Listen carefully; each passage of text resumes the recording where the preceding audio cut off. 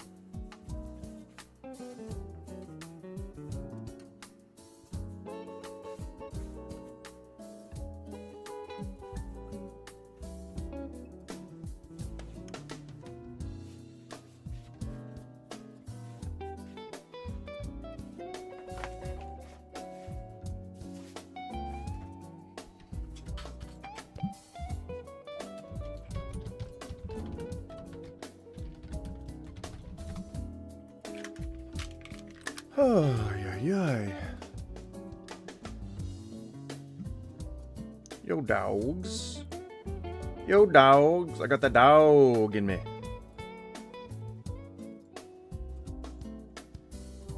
that what they say? I got the dog in me. I don't think that's what a lot of people say. I don't think a lot of people say that stuff. Not with any kind of seriousness, anyway.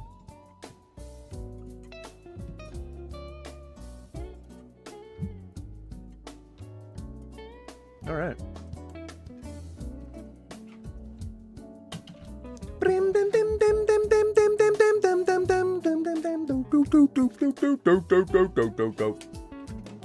Brimbap.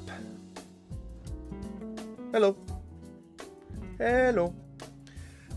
You guys get to watch me put the green screen up.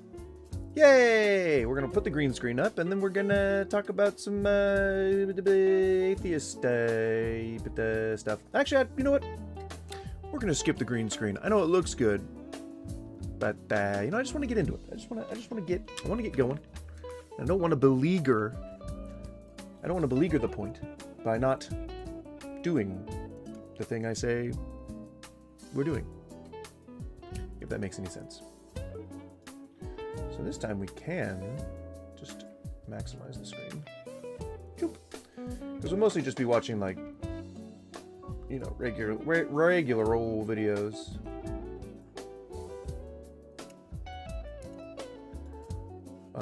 And these will be in the form of YouTube videos. Yeah. Pretty much it. I mean, let's see.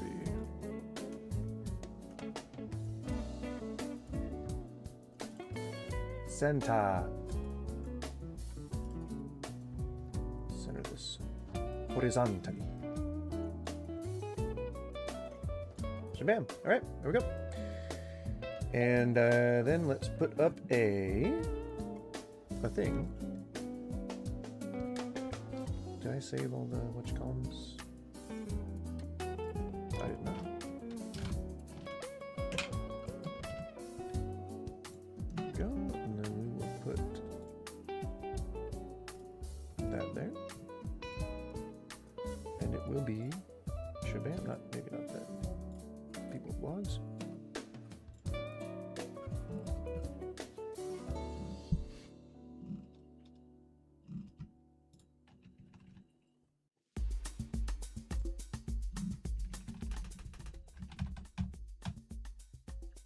All right.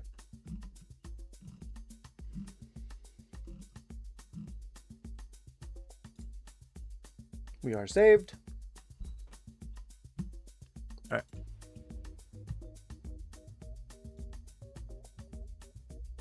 If you're just joining on YouTube, please say hi so that I know that chat is working. Other than that, get ready. I got to clean my glasses off. I got to fix up a nice little bowl so that we don't have to do that later on. But we're ready to go pretty much. I'm going to go ahead and let the first video play. Over 500 years. This is called Atheists Can't Stand Ray's Answer to This Question. If you don't know who Ray Comfort is, he's yet another charlatan on the Christian side of things. He likes to clip things around and chop things up and make people sound stupid when they are not. He says that nobody can answer the question, which they often just do. So we'll take a look. Take a look. Has science Say what's up. Ruled. Say what's up, Ray. We'll start it over from the beginning. Also, if you're just joining, please like and subscribe. I'm Goose. Hi. We just started. We just started today. Hello. Welcome. Welcome to the show. Welcome to me. Welcome to my face. Welcome to Tuesday. Tuesday is typically either a MAGA day or a theology day. And yesterday, since we played Mugenics, today is a theology day. Not necessarily theology, but, you know, theocracy. I guess the debunking of atheists is what's happening right now, apparently, on the screen. So we'll take a look. 100 years has science continually ruled out God, but never ruled him in.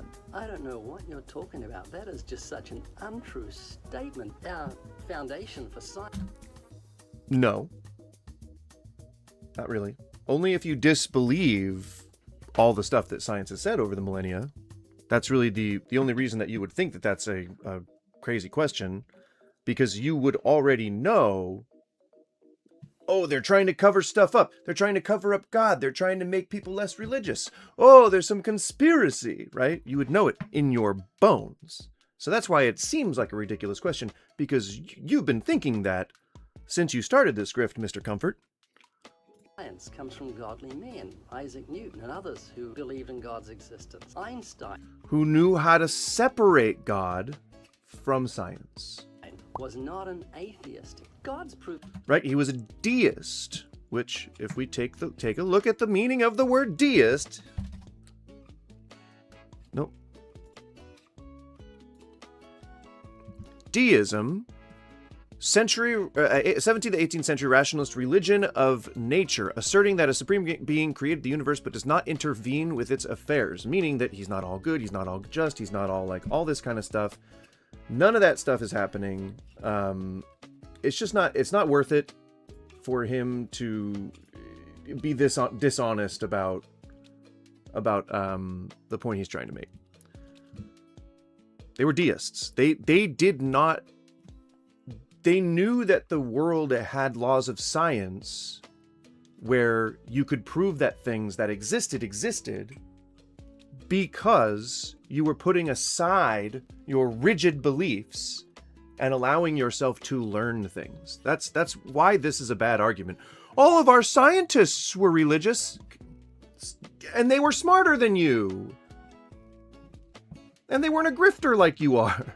And scientifically, and just looking around you, look, if I said to you as we sit in this huge building, I see no evidence of a builder.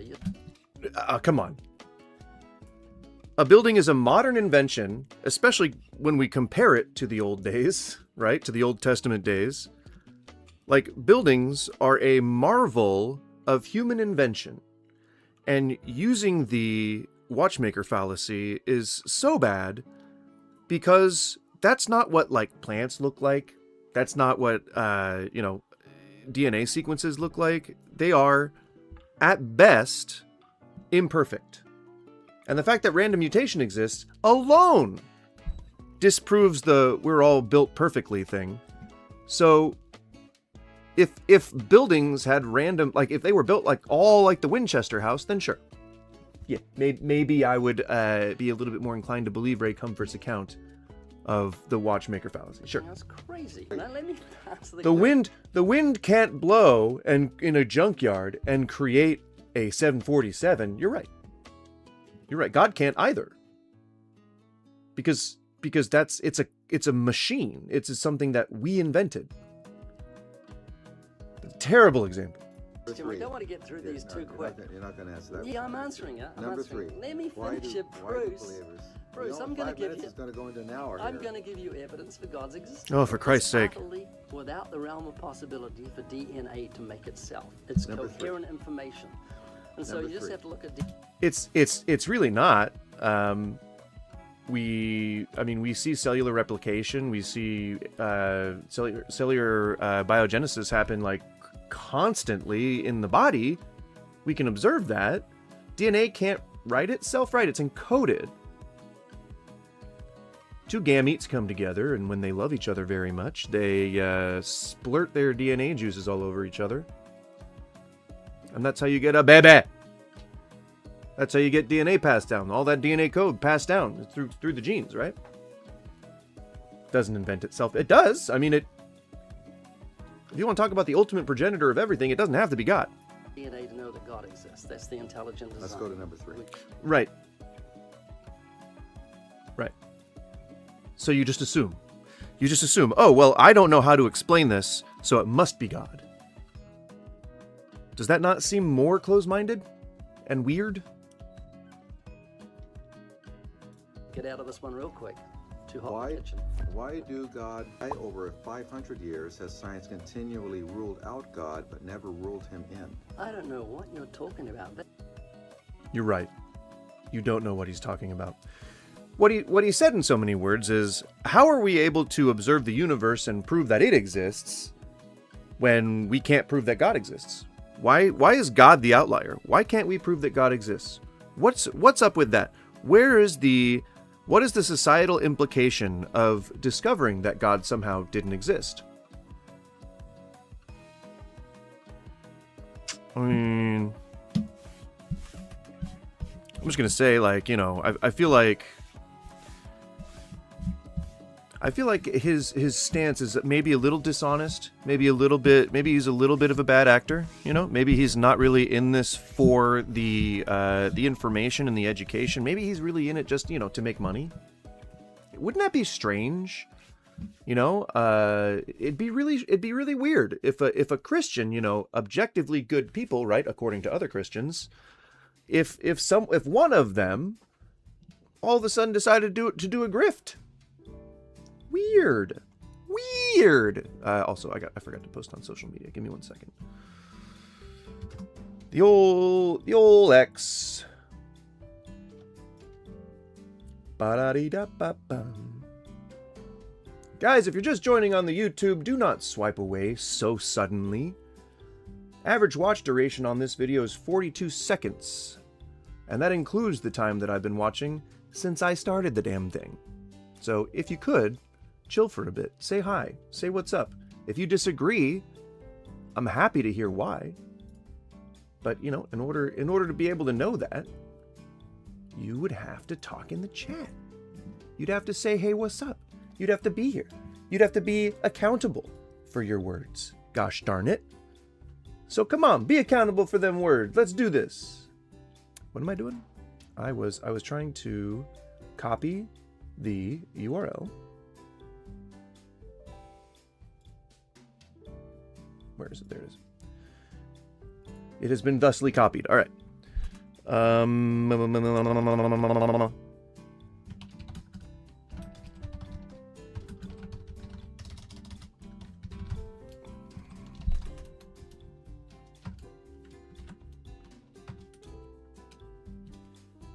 go, and then do the little hashtagies.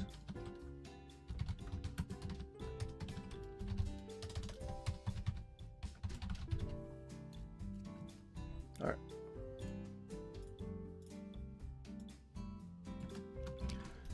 Got that.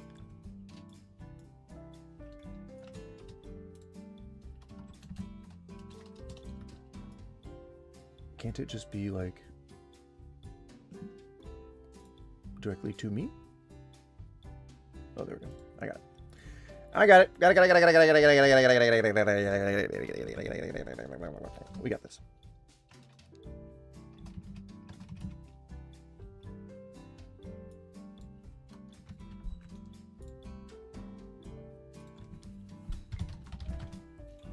And we'll go to threads. And we will then post on threads. And we will then...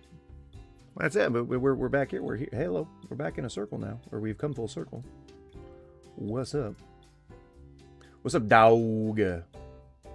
Guys, come on. 11 views. Jesus Christ. 11 views, 1 viewer. Come on now. Let's get in here. Let's hang out. Come on. Don't be babies. If you think that you have a point that controverts what I'm saying, that Christianity is a cult, then please feel free to share it. I'd be happy to hear it. So far, nothing convincing has been said. It's mostly just people going like, "Are you gay?" Our foundation that kind of science stuff. comes from Well, God you know, and men, Isaac little Newton, and rude, others who little believe rude. in God's existence. Einstein was not an atheist. God's proven scientifically, and just looking around you, look. Nope. And that's where you lose any smart person. That's where you lose the attention of anybody who has come here for a good faith argument about why God exists. Well, I'll continue anyway. In this huge building, I see no evidence of a builder. You'd think that's crazy. Now, let me answer the question. Right. But if you wanted to, you could go up to someone, you could say, "Hey, do you guys know who built this building?" And then if they did, they, you know, be able to give you the contact information like you could with God, essentially. But the difference here is that you can actually go to the producer of the person, like the person that made the building, and you can be like, "Hi, hello, how are you?" You can shake their hand. You can see that they exist, and they can talk directly to you. It's not just a voice in your head.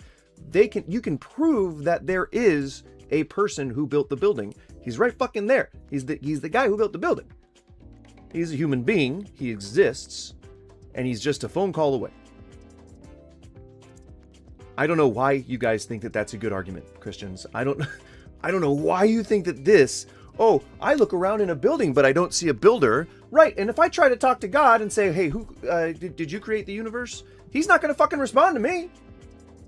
There's no 800 number for God's contracting office.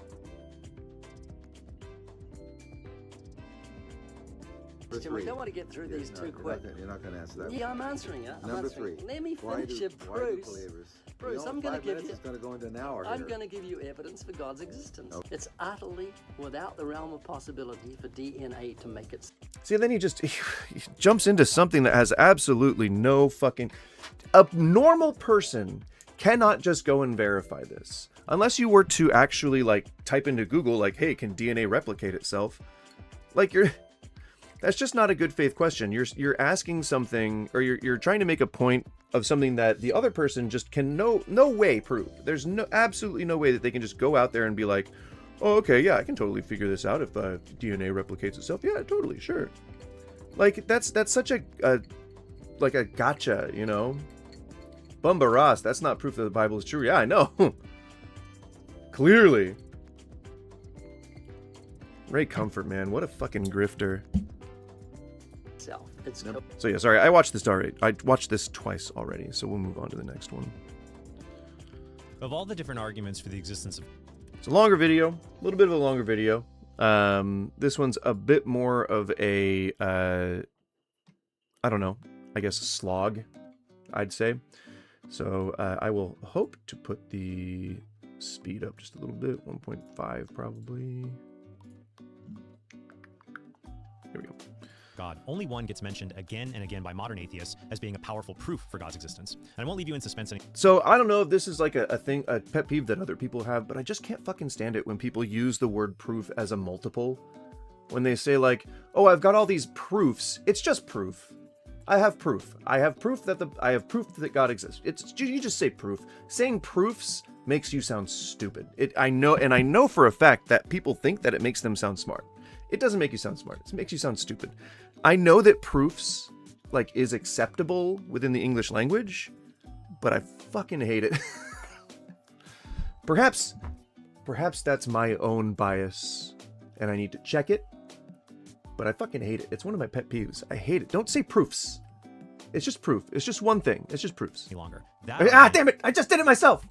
Is the fine-tuning argument for God's existence. And it goes like this. According to the fine-tuning argument, Wait, did you actually try to say that the fine-tuning argument is a good argument? Proof for God's existence. And I won't leave you in suspense any longer. That argument is the fine-tuning argument for God's existence. And it goes like this. According to the fine-tuning argument, the odds the universe's laws of physics would be life permitting are almost zero. They're like the odds... Right, which is why it's so special that we are the ones who happen to be part of that random process. It's not entirely random. There are certain chemicals and certain, elements, base elements that all have to kind of come together. So, I mean, sure, them coming together might have been random, but the result was something that's predictable. The result is something that, we've seen in, I think it's rye. We saw that in, living rye cells when we, let them grow or evolve or whatever we did. I'm not a scientist. But I know that we have conducted some of the science that shows, that shows that abiogenesis can happen. Not to mention the fact that, I don't know. I'm going to let this guy continue. Of winning 10 games of poker in a row, all with royal flushes. If you suspect design in the case of that winning streak, then you should suspect a similar design in the far more improbable laws that govern our universe. But first, let's take a look at what atheism... No, sir. Hold the fuck on for a second. Correlation is not causation. Just because someone cannot statistically possibly roll, 10, whatever it was, 10 of the same hands at the same time, 10 winning hands or whatever it was, just because that's statistically impossible, A, doesn't mean it can never happen. B, does not mean that atheism is all of a sudden oh, well, there's no way that atheism can be true because you can't do 10 hands of blackjack in a row. What? That just means that something's statistically unlikely. That there is a minuscule, hey, I eat my vegetables, how's it going? There's a minuscule chance that I could clip through the floor right now, based on just the way that atoms work. But it'll never ever happen. It's still a chance though. There's a chance that Publishers Clearinghouse could come and knock on my door, even though I've never entered the Publishers Clearinghouse. There is a chance. There's a not zero chance for just about anything. Unless we can scientifically disprove that a thing exists, there is a not zero chance that that thing might happen or exist or whatever. And that's an argument for God, if anything. And he's trying to debunk this. Say about the fine-tuning argument and why so many people find it compelling. And then I'll address a relatively new objection to the argument that I haven't covered before in these episodes. First, here's Richard Dawkins. When you come on later to the origin of the physical constants, now that's getting warm, that's getting close to a good argument. And here's the late atheist Christopher Hitchens. Essentially, it says why are conditions so optimal for life in this terrestrial orb, 13. And I was surprised to find that Richard was impressed by that too. I mean, we know what the arguments against it are, and I'm telling you he's right. And I consider them to be pretty conclusive arguments, but there is something that has to compress it. I mean, the likelihood that there could be nothing is so strong. Right, but time moves on, and from when guys like Richard Dawkins and this guy were alive and around and doing stuff, things have changed. And, I mean, regardless of whether we've seen proof for or against the Bible, it's still not conclusive where we came from. And so the time-tested method of just saying well, it doesn't have to be God. It can be anything. It can be literally anything. And we just have to settle for it. We just settle that it's God. We just, okay, it's just, well, I mean, I guess, some guy told me that his book is really the way that we're supposed to be living, and I don't have any other answers, so I'm going to go with that. It doesn't sound fucking dumb to you? Not to be impressed by the fact that we are here rather than not. It is to be, too easily unimpressed. At some point, certainly, we all asked, well, which is the best argument you've yet come up against from the other side? And I think every one of us picks the fine-tuning one. It's the most intriguing. The Goldilocks. Yeah. Here's Rationality Rules admitting that many people find the argument persuasive. Overall, based exclusively on my own conviction, I place fine-tuning arguments in either B or C tier. But For Christ's sake. But this doesn't mean that any of the things that they believe, they no longer believe. It just means that that tends to be the better argument. There are definitely shitty arguments that you could make, like the Earth is only 6,000 years old, and that Noah and his family were like hundreds of years old, and just dinosaurs were on the ark, all this kind of stuff. You know, like, those are all arguments that you could make, but there are better ones than those. There are worse ones, there are better ones, and that is why anyone would have said, oh, this is a good argument. It's not because they fucking agree with it. It's because they acknowledge that it is a better argument than saying that some sky daddy just blew everything into existence. Just blew the clouds, and he blew the I don't know, he blew the mountains, and he blew everything. He just blew everything in sight. He was sucking and blowing all over the place, and eventually we got the universe. The fine-tuning argument is really just all it is. It doesn't even say God necessarily. You don't have to go towards God for this. Really, all the fine-tuning argument is, which they attach to God, is that it is impossible for things of such complex design, they use the word design, could have occurred randomly or by random chance. The reality, though, is that they did, and that should make you feel even better about our existence, not attributing it to some sky daddy. Like, why can't you just take the W? That makes you unique. That makes you feel special. We are potentially the only things in the universe that happen the way that we did. If anything, I think that's more respectful to the human race than saying, like, it was all one guy made us. It has to have been. Since so many others find them persuasive, especially intuitively persuasive, I'm happy to bump them to A tier. They are, I freely admit, compelling arguments. An atheist YouTuber named Genetically Modified Skeptic says, Finally, we're up to S tier. Right. But he's probably not saying the rest of that. Where he says, oh, but I'm still unconvinced, or there still isn't much convincing proof, or there is no convincing proof, or any of that. He's probably cutting the rest of that off. I can guarantee it. Only the most effective arguments belong. At this tier, I'm going to place the teleological argument, specifically the argument from fine-tuning. But again, do you see how this is a tier list? How this person is saying, oh, these guys are saying that the fine-tuning argument's a really good argument to use, and it totally, like, destroys atheism, because these atheists are saying that this is a good argument. They're putting it on a fucking tier list, dude. They have to pick and choose. They have to pick and choose which ones they think are good arguments and which ones are not. This is specifically a video where they place them on a ranking. You ever tried actually asking any of these people? You ever maybe like interview them for your show or something? Because they would freely give their opinion to a Christian. Intuitiveness, its ability to turn its fallacy into a cheap victory to some, its incredible communicability, and its refutation-resisting ability of turning any challenge into an attack on its user's existential security, the teleological argument belongs in S tier. Alex O'Connor. So I feel like really what he's saying is that this is an argument that can trap an atheist in a loop, but that doesn't mean it's a good argument. Not from a scientific standpoint, not from a biological standpoint, not from a practical standpoint. It's none of those things. All it is one of the better arguments against atheism. That's all it is. They're acknowledging that in a sea of arguments against atheism that haven't been able to be substantiated, haven't convinced anything, if anything, Christian content creators convince people to be atheists more often. Yeah. I mean, it feels like, I don't know. It feels like just dishonesty. You know? I don't know. Yeah. Feels like dishonesty. And it smells like dishonesty. Let's see.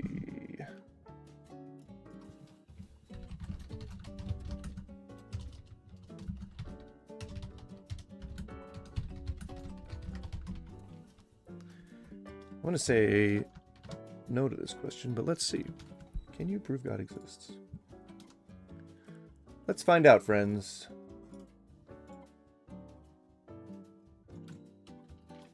Again, I just wanted to mention that my average watch time on here, on the YouTube Shorts version, or category is 27 seconds. If you guys could just stick around and say hi, hang out for a little bit. I'm really trying to build a community, really trying to get people in here, really trying to get, you know, if this message is something that you agree with, I'm really trying to get this message across to people.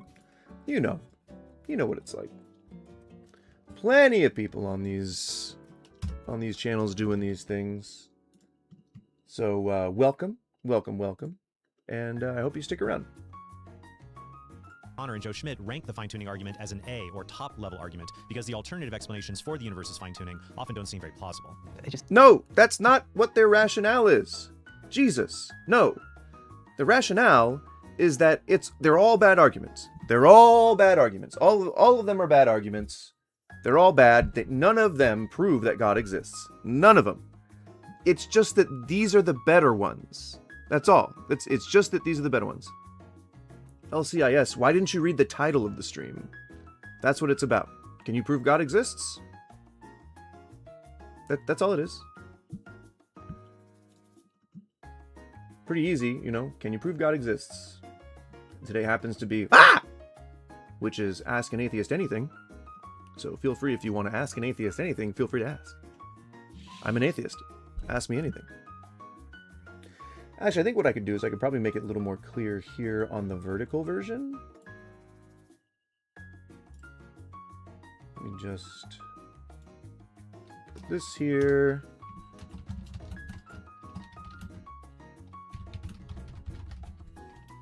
There we go. Now it's even more clear, alright? I hope this helps.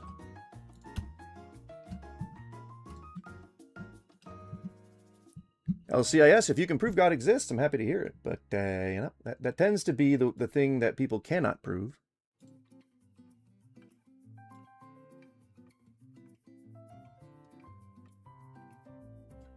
That's way too big. That text is way too big.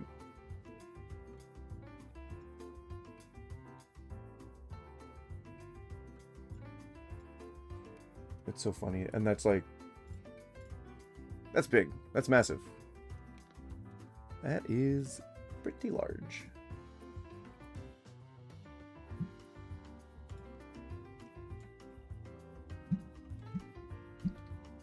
And I think my the thing's finally working. Yay! Seems a bit less plausible. Chat overlay. It tells us something's, I don't know, something's up, something's going on, something's strange. Guys, please subscribe. Please subscribe, or at least like it. Even if you don't agree with me, at least like the video so that you can see people argue against me. To explain, yeah. Then, there you go. Okay, sure. You know what? Fine. A tier it is. A tier. A tier it is. Fine-tuning argument for the existence of God. Tier A. Also, see, so what I'm saying is, like, if you're in a debate with somebody and you are not in a debate, let's just say that you're like talking to a Christian and you say like, here's a list of all the arguments that I would use, and the Christian says, here's a list of all the arguments I would use, and then you say, okay, let's compare these and see which one of these is the best for our side and which one of these is the best for your side. That's all it is. They're not saying that it's good objectively, that it can convince people that Christianity is real or that it is best. Like that's not what this is about.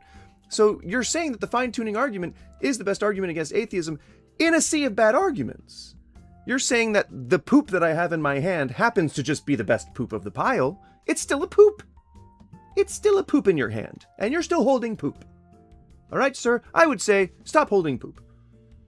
Put that poop in the toilet where it belongs, okay? And then find a way to get rid of that big pile of poop. I don't know where it came from. But gosh darn it. That stinks. And it's poop. Fun fact, this was filmed at Cameron and Susie's house, and Cameron and I were downstairs during this interview until we crashed a small part of it.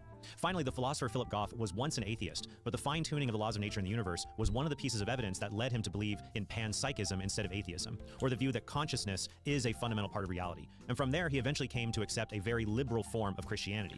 I mean, a lot of people think that consciousness is a fundamental part of nature or fundamental part of reality, but they don't say that it just all of a sudden is God. You don't have to go from 0 to God. You can go from 0 to all the other possibilities. Like trillions of them. Like billions of them. Like say, I don't know, it was an alien. It was an actual plate of spaghetti. We're trapped in a marble. We are in a dome, like the flat earthers believe. We're in a dome, firmaments, all that kind of shit. It was aliens. It was a flying fucking see and say. I don't know. I don't know what it was. But it doesn't have to be God. In part, denies God's omnipotence because of the problem of evil. However, the fine-tuning of the universe is something that kept Goff. No, that's an old argument. That is such an old argument. That people are saying like, oh, well, then how does evil exist? No. That's not what people are saying. They're saying that if God exists, that he's not all good. If God exists, then he can't be omnipresent. And if he is omnipresent, if he is omnipowerful, then he cannot be all good. Because there's so much shit that happens that destroys the lives and existence of just groups of people, innocent people, all kinds of shit. I would just say that we can't really have objective morality on atheism. What are you talking about? Morality exists in nature. Chimp troops will oust members who go against the social status quo. There's evidence of morality in nature. I would say that morality is subjective to civilization, like what our status quo is, like what we believe is okay. If we had a society in which murder was totally looked finely at, like just everyone said it's okay to murder, then that would be moral in our society. So it's subjective to society. Morals, however, exist in nature. So there is some natural component, there is some immutable component, and I guess you could say that there's some objective component because we don't decide what animals do. Animals do that as a survival imperative. So if you live as a social animal, if you live as a primate, bears, wolves, lions, all have social hierarchies. Obviously, the alpha thing was totally wrong, and the guy who came up with that has said that he's going to spend his entire life trying to fix it. But that's not what I'm not talking about, like alphas or anything like that. I'm talking about actual just social hierarchies where your survival imperative includes your social imperative. And to us human beings, when we were in the hunter-gatherer stage, we went out and we would stalk a mammoth, right? The guy who runs in lone wolf is going to get trampled. The guys that run in to distract, to try and set him off balance and then hit him, stick and move from one side or the other, who work as a team, they're going to live. Thus is proving evolution too. But the whole thing is that morals are there in nature, just not in the way that we would describe them today in society. So they're a bit of a divergent path. In nature, we see morals happening just instinctively, but in society here, you'd see a chimp, go and grab the baby of an enemy troop and just smash its skull against a tree, because that is to him a meal that he gets now, right? Obviously, we don't do that in society, but that's why I'm saying that they're different. In society, we have laws and rules, and they've been passed down through generation. And so it's clear that our society, whether the morals came from a person or came from a natural impulse or came from just our own desire to not ruin what we've built, they are still present in society as subjective to society and in nature as objective to nature. So we have a complete moral framework in both nature and society without God. Embracing an atheistic, purposeless universe, as he describes in his 2023 book, Why? The Purpose of the Universe. I think many people consider the fine-tuning argument persuasive. I think asking that is when you get too far into the meta. I think that what we need to do is we just need to sit with the question, does God exist? If we can determine whether or not God exists, then we can move on to, is God good? Is it the Christian God? Is he omnipresent? Is he omnipowerful? Is it the Hindu God? Or is it many Hindu gods? Whatever the case, once we've determined it's real, like science, once we've determined it's real, then we can move on to the next thing. Instead of saying, I don't know if this thing is real, but he probably wants this. He probably wants that. You know what? I know certain, even if I can't prove this thing exists, I know he wants this thing. I know he wants that thing. I know he wants me to do this. And then millions of people disagree with you, and you just kind of fight it out to see which one of you comes out on top. That's how a cult turns into a religion. Don't know if you guys knew that. Because when people seek evidence for the existence of God, they want something that seems like it cannot have any natural explanation. One time when I was debating Dan...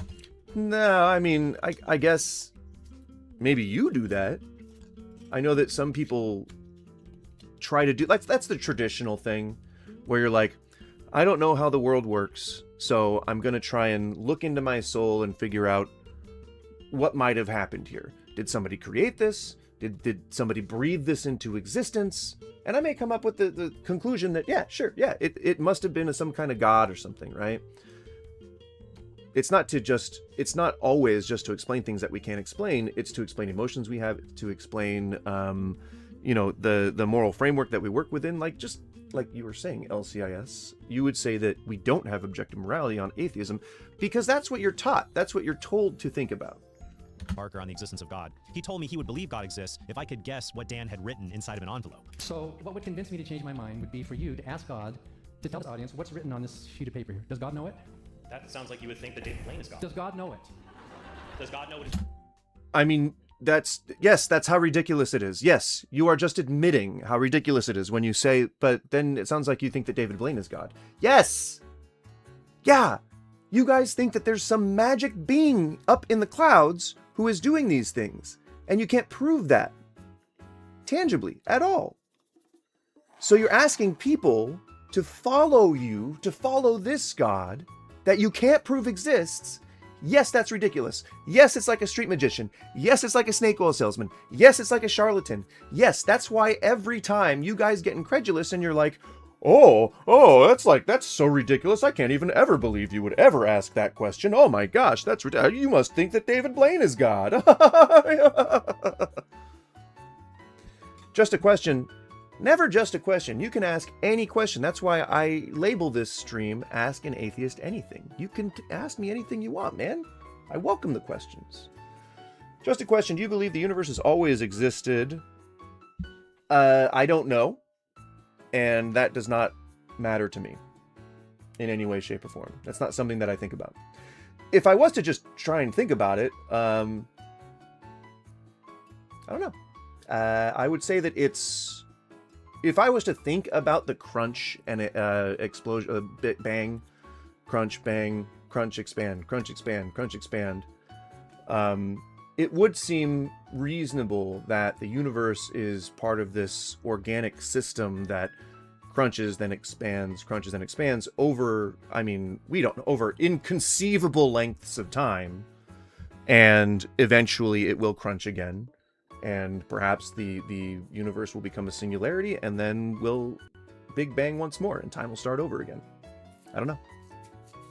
That's just a speculation. I don't know. Again, and there is every possibility that there could just be some being there at the end of time. I don't know.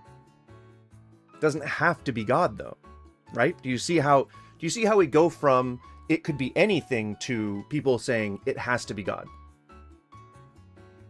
There's a huge gap there. That's called the God of the gaps. There's a huge gap. There's no accounting for whatever's inside that gap, so people just say God. That's unreasonable. That's saying, well, I really want something, and the best way to get it is going to be convince people that I deserve that thing, or that somebody with more authority than myself or them told them to give me that thing.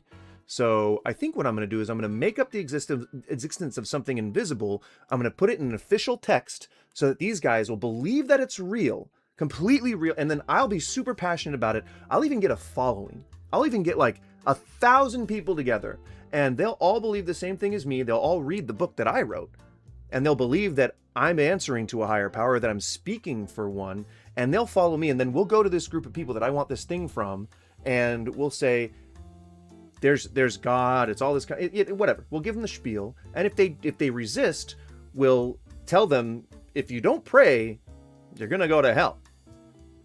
But what I really mean is, if they don't convert, then I'm gonna send them to hell. Okay? And we'll just say that it's God's will. It's God's will.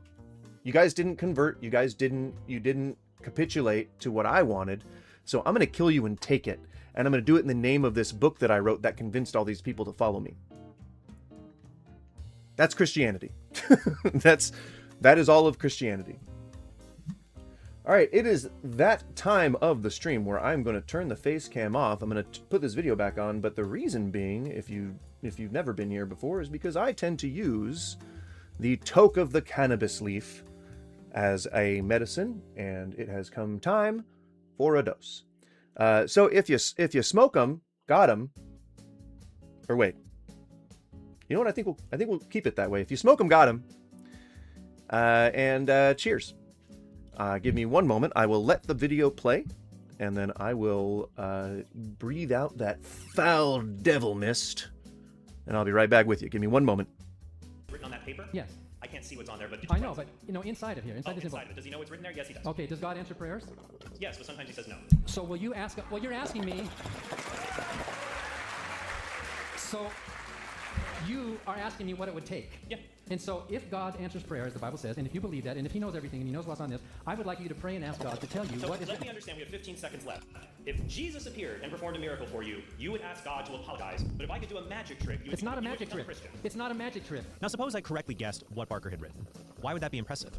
Because the odds of getting that correct by chance alone are so small that chance is not a plausible explanation. Instead, there must be some kind of design. But if an atheist reaches that conclusion with the envelope example, why not reach it with the even more highly improbable case of fine-tuned constants in Because they know what was written. Because they can open up the envelope and they can show you what was written. And they can admit to saying, yeah, I wrote this on this, knowing that you wouldn't be able to prove that some God can determine what it is. This is what I wrote. That's being able to contact the designer, being able to contact the builder. Like, that's it. It's just... He's talking about God as if God is an actual person that you can talk to. God spies on men rubbing their thingy. Gosh darn right they do. Stoned aura farming here in the chat. But why would the apostles die for a lie? Really?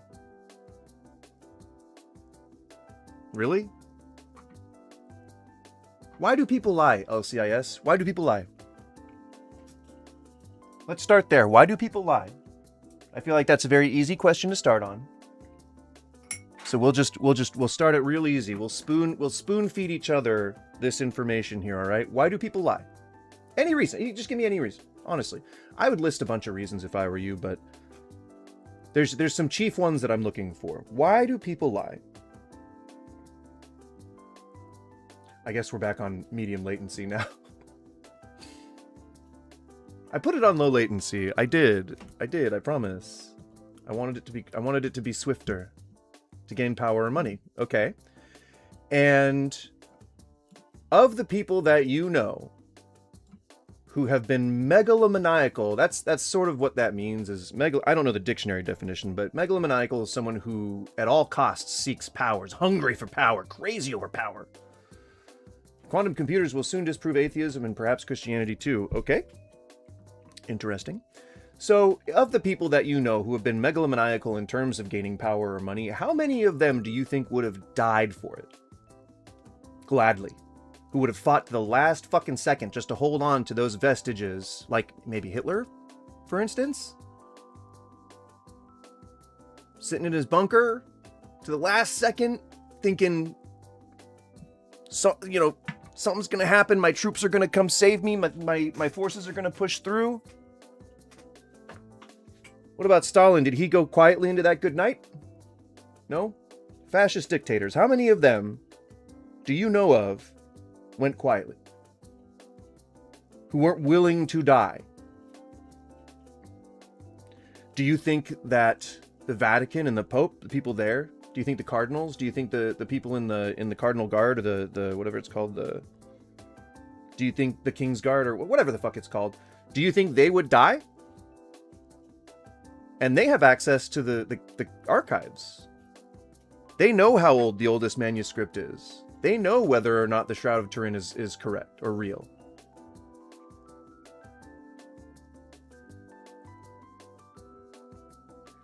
And especially if that lie is something that you truly believe. Like, imagine something where I'm the only bad actor, but I'm really good at speaking. I'm really good at convincing people of my point of view. And I am able to convince one guy, and he's a zealot. He's like a fucking, he is just like, and he's like, it's like I found him maybe like when he was down and out, he had like some maybe gambling issues or an addiction problem. and I told him about all this, like, you know, cool shit that my God can do. And he was like, oh, wow. Oh, okay. And became a devout follower. What we call born-agains. Like, Peter? Wasn't Peter one of those? Who was the guy that was like a drunken womanizer before he became an apostle? Was it all of them? That'd be kind of a pattern, wouldn't it? Oh my god, this thing doesn't want to, like, clean out of here.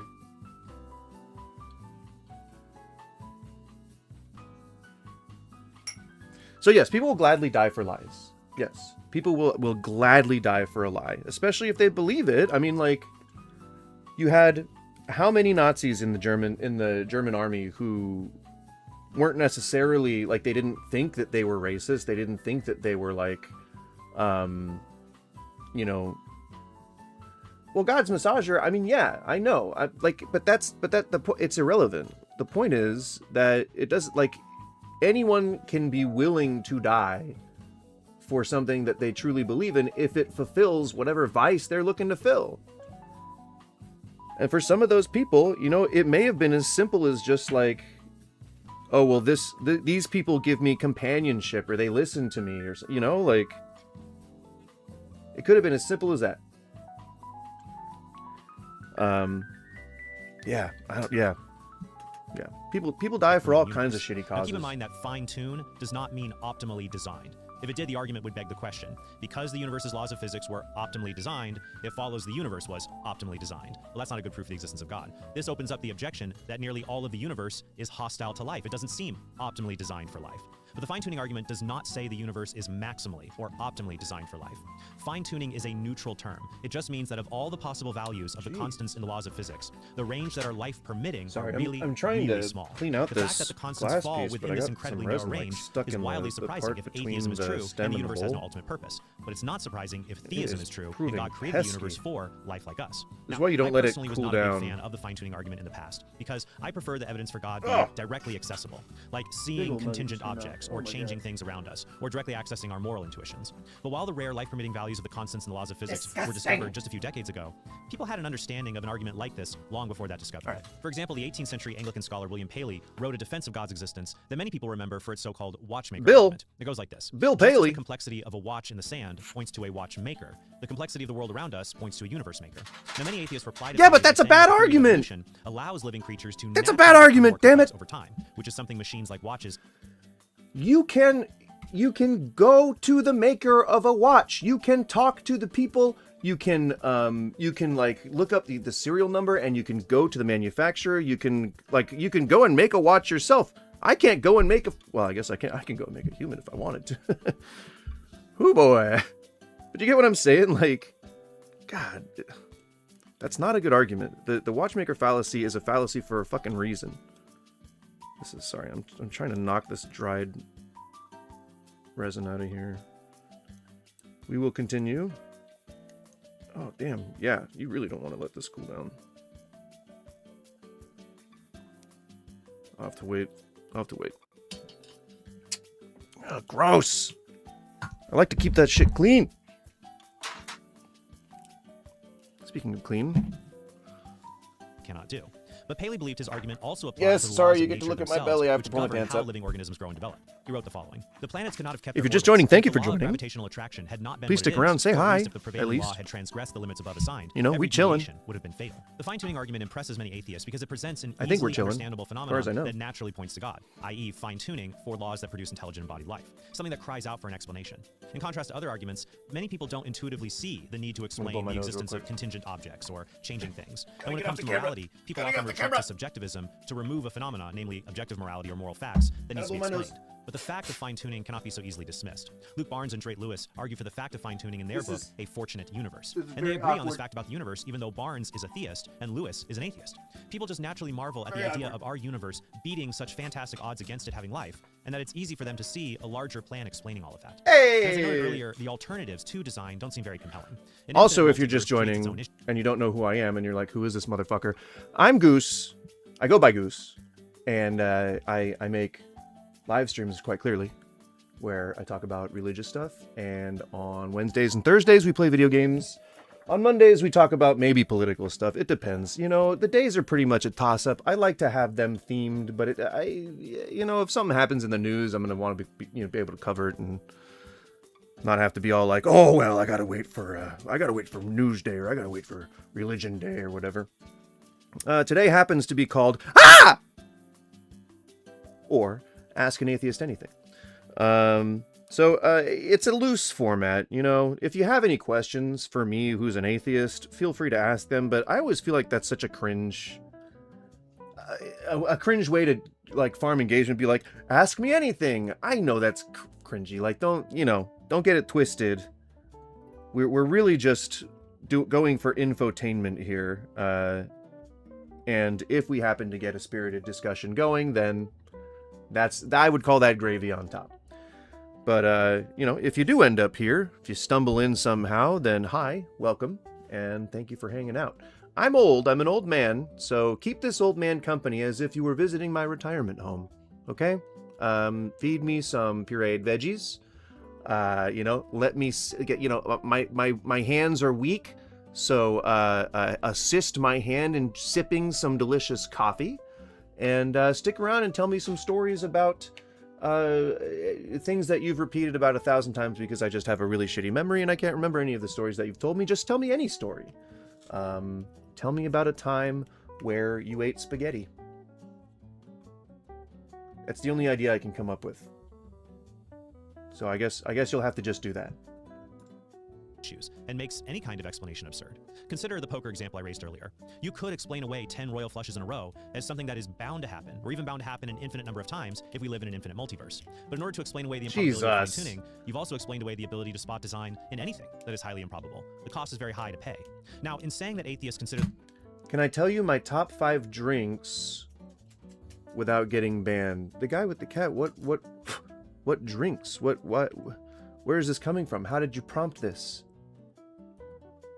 I don't ban people. I don't know. I have not yet had to ban anybody. So, I guess feel free, as long as one of them's not like whale jizz. Although I think you can say whale jizz. So you're probably not able to type that. You can say it. I don't think you can type it. I don't know why that was the first thing to come to mind. And I don't know why I just admitted that was the first thing to come to mind. I don't know why I said the word come to mind. Words.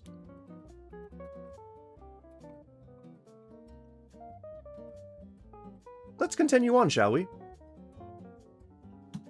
Fine-tuning argument a top-tier argument, that doesn't mean they find it convincing, because otherwise they wouldn't be atheists. There are a fair number of objections to the argument that I've covered in a previous episode that I'll link in the description below, so I won't go into detail here. George Cogswell, do you want to say what it is? This is pretty simple. You want to fine-tuning versus electrons in love. Neil Sinababu reframes the fine-tuning argument and says that it's not life forms like you and I that motivate the fine-tuning argument, but the existence of conscious embodied agents, regardless of what they're made out of, whether they're fleshy creatures like us or some other kind of life form. Ooh, fleshy creatures! The probability of a universe having these kinds of conscious agents may not be that low, because if so-called psychophysical laws of the universe were different, then even universes that only have hydrogen atoms. But it's like there's a contradiction here, because Christians love to feel special, especially born-agains. And I don't know his background, but born-agains happen to do that kind of stuff. From the poop defecated from human anus. Okay. Because they have different constants in the laws of physics. Even if it only had hydrogen atoms, it might still have conscious agents if there were different But I mean, it's like, so Christians always want to feel special, right? Like, I feel like, doesn't this make you more special? Doesn't this make you, like, we're unique? Like, just the knowing that all that random stuff wouldn't be able to happen, even though it did and we're here and all that kind of stuff. Wouldn't that make you feel more special? Wouldn't that reinforce your belief in God? Like, I mean, I don't know, just because, like,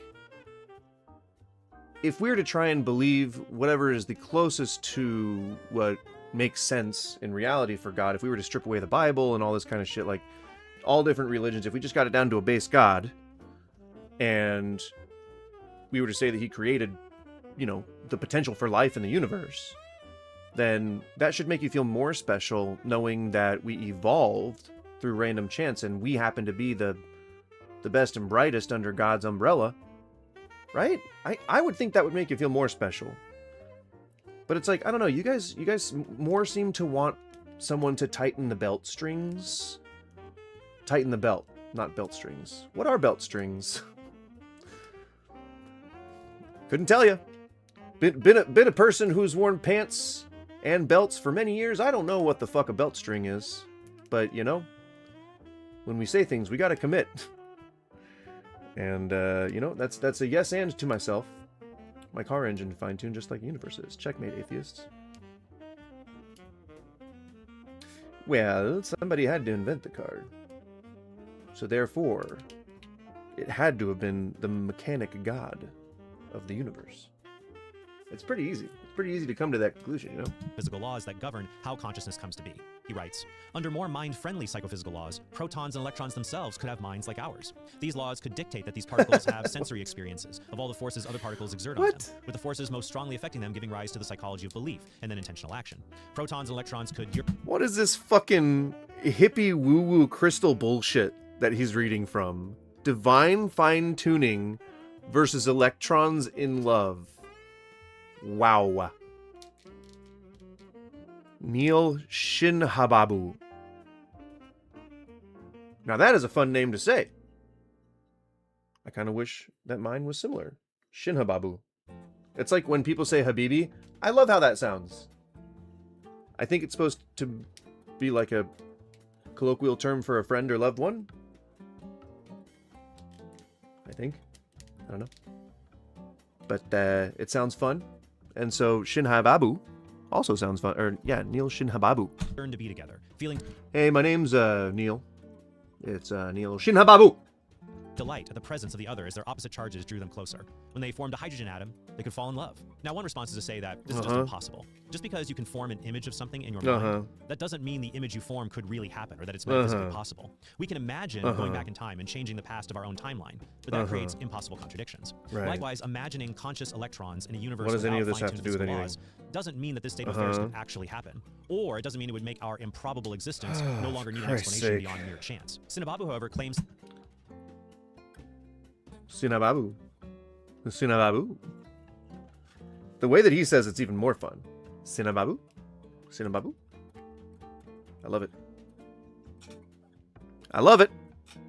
That theists cannot say that electrons in love is metaphysically impossible, because they believe in non-physical minds, like God. Or we might also add to his argument, angels. He writes, but it's fucking, it's crystal woo-woos. What? You're saying that electrons can fall in love.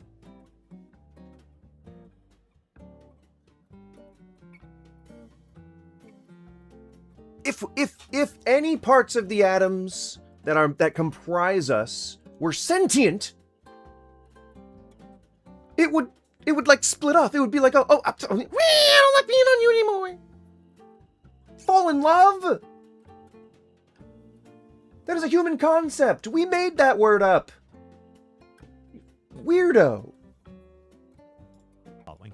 Theistic commitments to a non-physical God are incompatible with the view that even though psychophysical laws could have been somewhat different, love between subatomic particles is so bizarre as to be metaphysically impossible. But just because minds can exist apart from physical bodies, it doesn't follow that they can exist within any particular physical body. For example, light can travel apart from any physical medium, like in the vacuum of space. But that doesn't mean light can travel within any physical medium, because light can't travel through lead, for example, even though it can travel through other physical mediums, like water. And the same is true of the medium through which consciousness can exist. The fact that consciousness can exist without a physical body, like in the case of angels. How do you know? Hey, Solomon Zwak. What's going on? You cannot know for certain that consciousness just exists outside of the body. We can, I mean, I guess maybe like, I don't know, kind of have a safe assumption that it could. I mean, there's certainly out-of-body experiences. There are a lot of people who say that they can astral project. But again, that's all hippie woo-woo stuff. We cannot substantiate that. There is no conclusive proof that consciousness exists outside the body or how it even forms in the first place. So why would you just say we know that consciousness exists outside the body? Because you're making a bad point. Could you please tell me something about yourself? I mean, where are you from and what's your name? I know I asked later. I'm guessing English is not your primary language, so I will try to assume what you're saying. And I think you're trying to assume, or I think you're trying to ask stuff about me, and so I am Goose. It's the name of the channel that you're watching. And about myself, where am I from? I'm living in the U.S. And there you go. Those are some things about myself. Some bodies, like human beings, doesn't mean consciousness could exist in any physical body. Besides, God and angels are conscious because of God's unique ability to sustain that state of affairs, not some natural... Oh, so magic. He didn't even say what it was. He said because God has can maintain that state of affairs. What? He just said nothing. This poor man. This is kind of animalistic or alchemical in interpretation. It is unfalsifiable and based on philosophies older than just the New Age. It's almost medieval sounding. It's hippie woo-woo stuff. Argument, let's imagine that other universes with conscious electrons and love could exist. That does not change the fact that our universe, with its conscious, complex biological life, is still absurdly rare when you look at the laws of physics. And thus you can't just say, hey, I'm going to introduce this really bizarre concept, and then we're going to roll with it. Let's just jam, all right? Let's just jam with this really weird fucking concept that electrons can somehow fall in love. Let's just jam with it. Let's jam with it. Does it prove God? Does it disprove God? You go first. You go first. Does it work? Does it work? How about we put crystals in the mix? Holy shit. Requires an explanation for why the constants are within a narrow range. And yeah, it's like totally pagan. You know, to allow for conscious biological life like ours. The philosopher John Leslie gives the following thought experiment to help understand this. Imagine there is a large blank white wall with a single fly buzzing in front of it. Surrounding this white wall is a larger red wall with many flies buzzing in front of it. Now imagine a bullet strikes the single fly in front of the white wall. We can plausibly attribute this rare event to a marksman's design and not just chance, even though the odds of any fly getting hit is high if we include the flies in front of the red. There is a non-zero chance that fly is absolutely just obliterated in the center of that white square. That's... You're just saying the argument that you said earlier over again and trying to use a different example that doesn't even work for. Stop confusing people. Red wall. In this analogy, the red wall represents different psychophysical laws, where you have universes that can have electrons and love. And the flies in front of the red wall are those universes with the conscious electrons. The white area, however, represents our current. Do you see, like, how far out do you have to reach just to make your point? So, like, I always have this criticism of people in, you know, in the magosphere about how, like, why do people on the right always have to lie to make a point?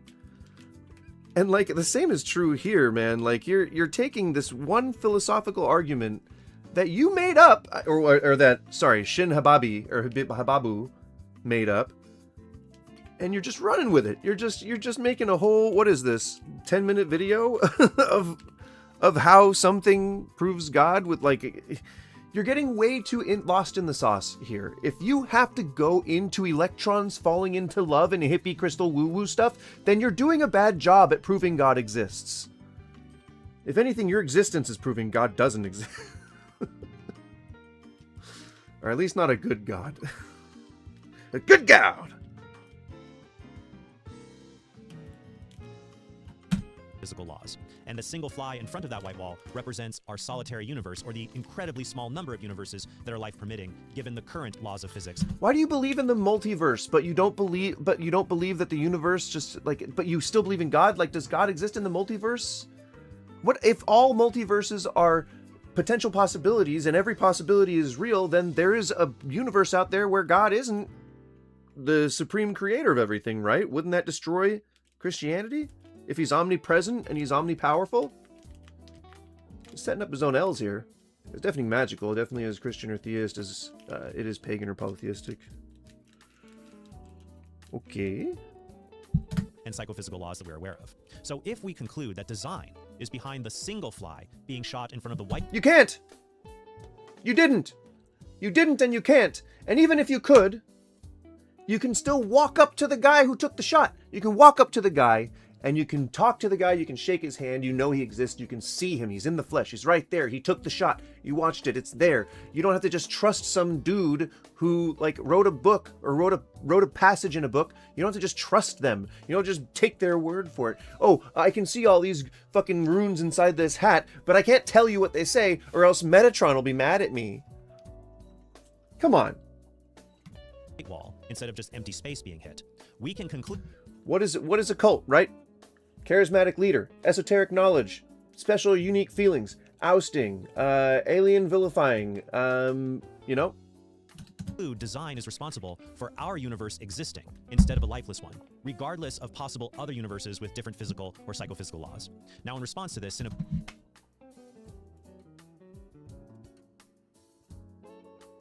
Psycho-fucking-physical?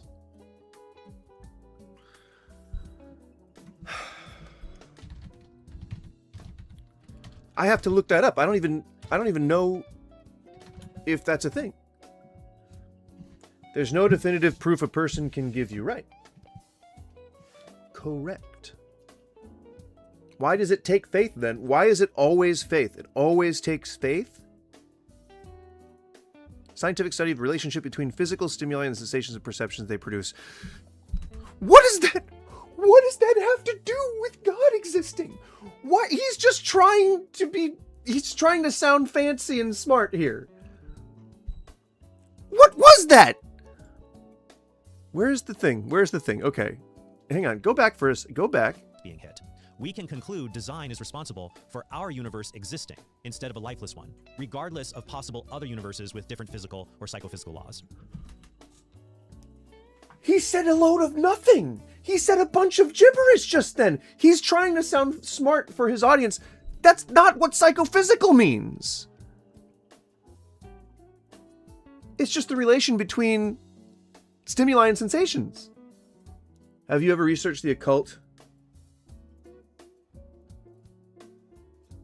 A lot of this kind of rhetoric is common in those spaces. Yeah. I don't subscribe to that bullshit, though. Where is it? Where is it? Where the fuck is it? Oh.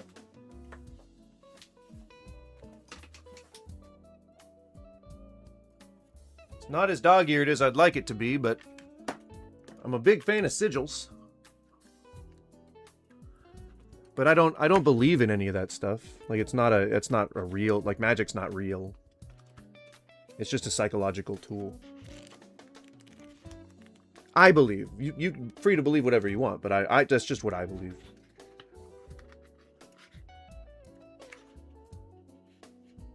So you can even make a little kitty cat.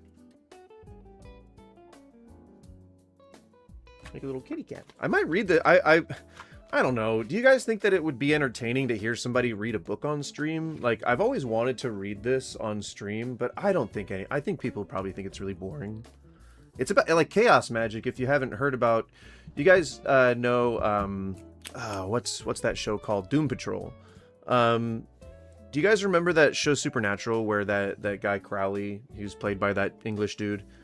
On Doom Patrol, he played a wizard guy, but he was a chaos magician. That's like none of the stuff that he did made any sense whatsoever, and that's what chaos magic's all about. It's all about like making up your own stuff.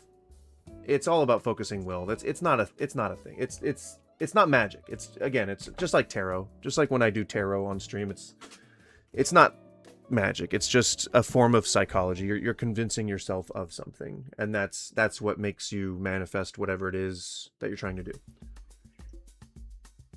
It's like diets. You know, the placebo effect. Diets will give you all kinds of information on like why this diet works, but it's all smokescreen. It's basically when you start paying attention to this diet, when you're like, okay, I'm really going to do this diet, I'm going to commit to it, you're actually just paying attention to what's going on in your body, and you're maintaining yourself. So you're constantly reminding yourself, I've got to do this thing for the diet, but it's really not that. It's actually you're just maintaining yourself like you should have been, and the diet is making you focus your ADHD or your distraction or whatever. Like It's allowing you to focus on the actual things that you eat and how to balance them better. So you're actively considering everything, even though you think you're doing this diet. I believe that belief is a tool, and nothing is true and everything is permanent. See, there you go. That's why Liber Day, or Liber Chaos, is like it's a good Bible to follow, because it isn't a Bible, because it encourages you to be truly agnostic, but for lack of a better word, truly inquisitive, truly permissive, truly free, I guess you could say. That's why I like the chaos magic shit, you know? Really cool. So yeah, you said the Liber Dei and Liber Null mottos, essentially. And I'm gonna have those. It's do what thou wilt for the left-hand path is gonna be what I'm gonna, because I walk around like this a lot. I don't know if that makes me witchy, but I walk around like that a lot just because I don't know what to do with my hands and I have severe ADHD. And since I do that, I'm like, it looks like the eye. It looks like the, you know, the eye from the, people say Illuminati, but it's the sacred eye. But I want to do what thou wilt. I'm gonna do that. I don't know, and I'm still trying to figure out if I can do stick and pokes on stream.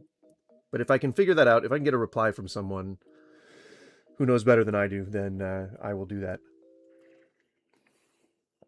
And then you can see me tattooing it on myself, and then that'll be fun. I'll put the green screen up, and I'll be able to do it like here, and then you'll be able to see it up on the thing in the hizzy, if you will. Now, in response to this, and if you like tarot, we do Mystic Mondays. Sometimes we do Tarot Thursdays. Sometimes it just depends on what I feel like. But I got a deck.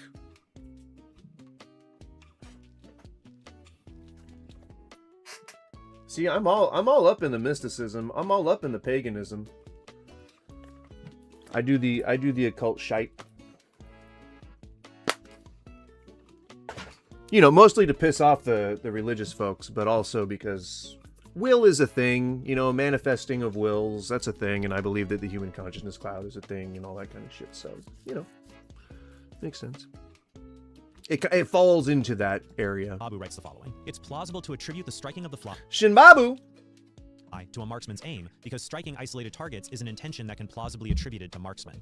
That's the sort of thing a marksman you can see and look at and talk to, and who will respond back to you without speaking into your voice or into your head. To do. But we have no reason to attribute an analogous intention to God. It's hard to see why God would need or want to create mind specifically in a universe where the psychophysical laws were mind unfriendly. There's no reason to think an omnipotent being would be constrained by psychophysical laws that lack metaphysical necessity, or that an omnibenevolent being... What?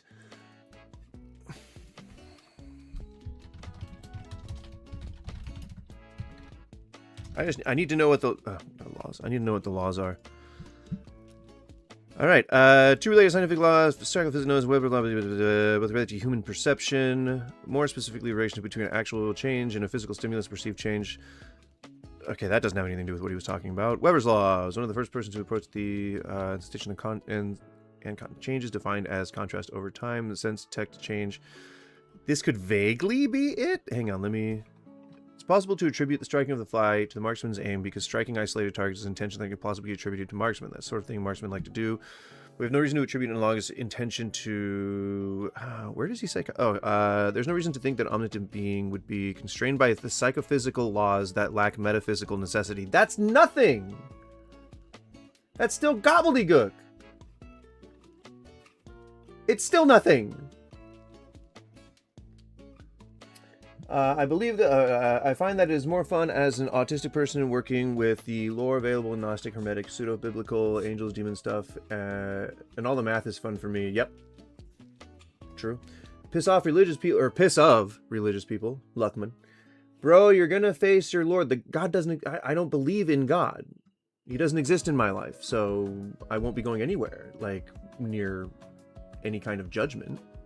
So, sorry about you. If you can prove God exists, I'll gladly admit that he exists, but even then, he's kind of a bastard, right? You know, endorsing slavery and murdering all kinds of innocent people when he destroyed the world at least twice that we know of, and one in the future to come. and then he basically holds you hostage, saying that you have to believe in him or you go to hell. He also doesn't like gay people. He also doesn't like trans people. He also doesn't like people being like actually free. And I don't know, man. Even if God's real, like he seems like kind of a dick. I mean, I hate to burst your bubble, but he believes that women who don't bleed their first time get stoned to death. I don't know if you knew that. I don't know if you remember that. That's pretty shitty, man. It's pretty shitty. But yeah, this is nothing. There's no reason to think that an omnipotent being would be constrained by psychophysical, which is just that all that means. Psychophysics is just the relationship between sensation and stimulation. Where does that? How does that mean anything? It's this. These are the people like the people who like wear the crystals and shit. Like they're all like, oh, the metaphysicality of the counterproductality of the ephegemenality of all the metaphysics and the geological survey is totally wavelengthing on the frequency of the crystal lattice of the conformity of the crystals and the fucking whatever.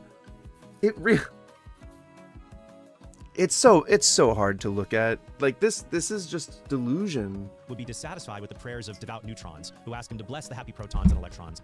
See? What the fuck?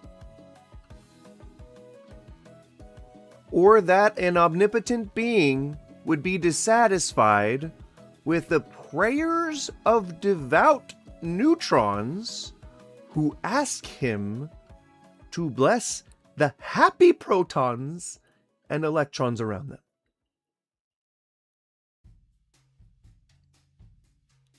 That's insane. That's insane. Insane. That makes no sense. Just so we're clear. No sense whatsoever. Omnipotent being, omnipotent, all, can do, whatever, wherever, would be constrained, would be held back, or would be contained by, or, restricted by psychophysical. So things that have to do with the relation between stimulation and perception and, stuff like that, that lack metaphysical necessity. Metaphysical is like what, outside of reality. Metaphysical necessity, so it needs to be outside of reality. So the laws that govern sensation and stimulation lack outside reality necessity? Lack the necessity to be outside reality? That means nothing. That means you have to admit, that means nothing. Those are not words. I mean, they're words, but they don't mean anything when they're strung together like that. Okay, let's talk logic. Would you say that everything that exists is dependent? Jesus fucking Christ, you guys all use the same arguments.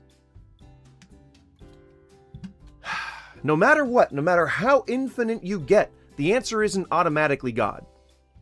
I know exactly where you're going. You're just going to split it all the way down to it's infinite regression.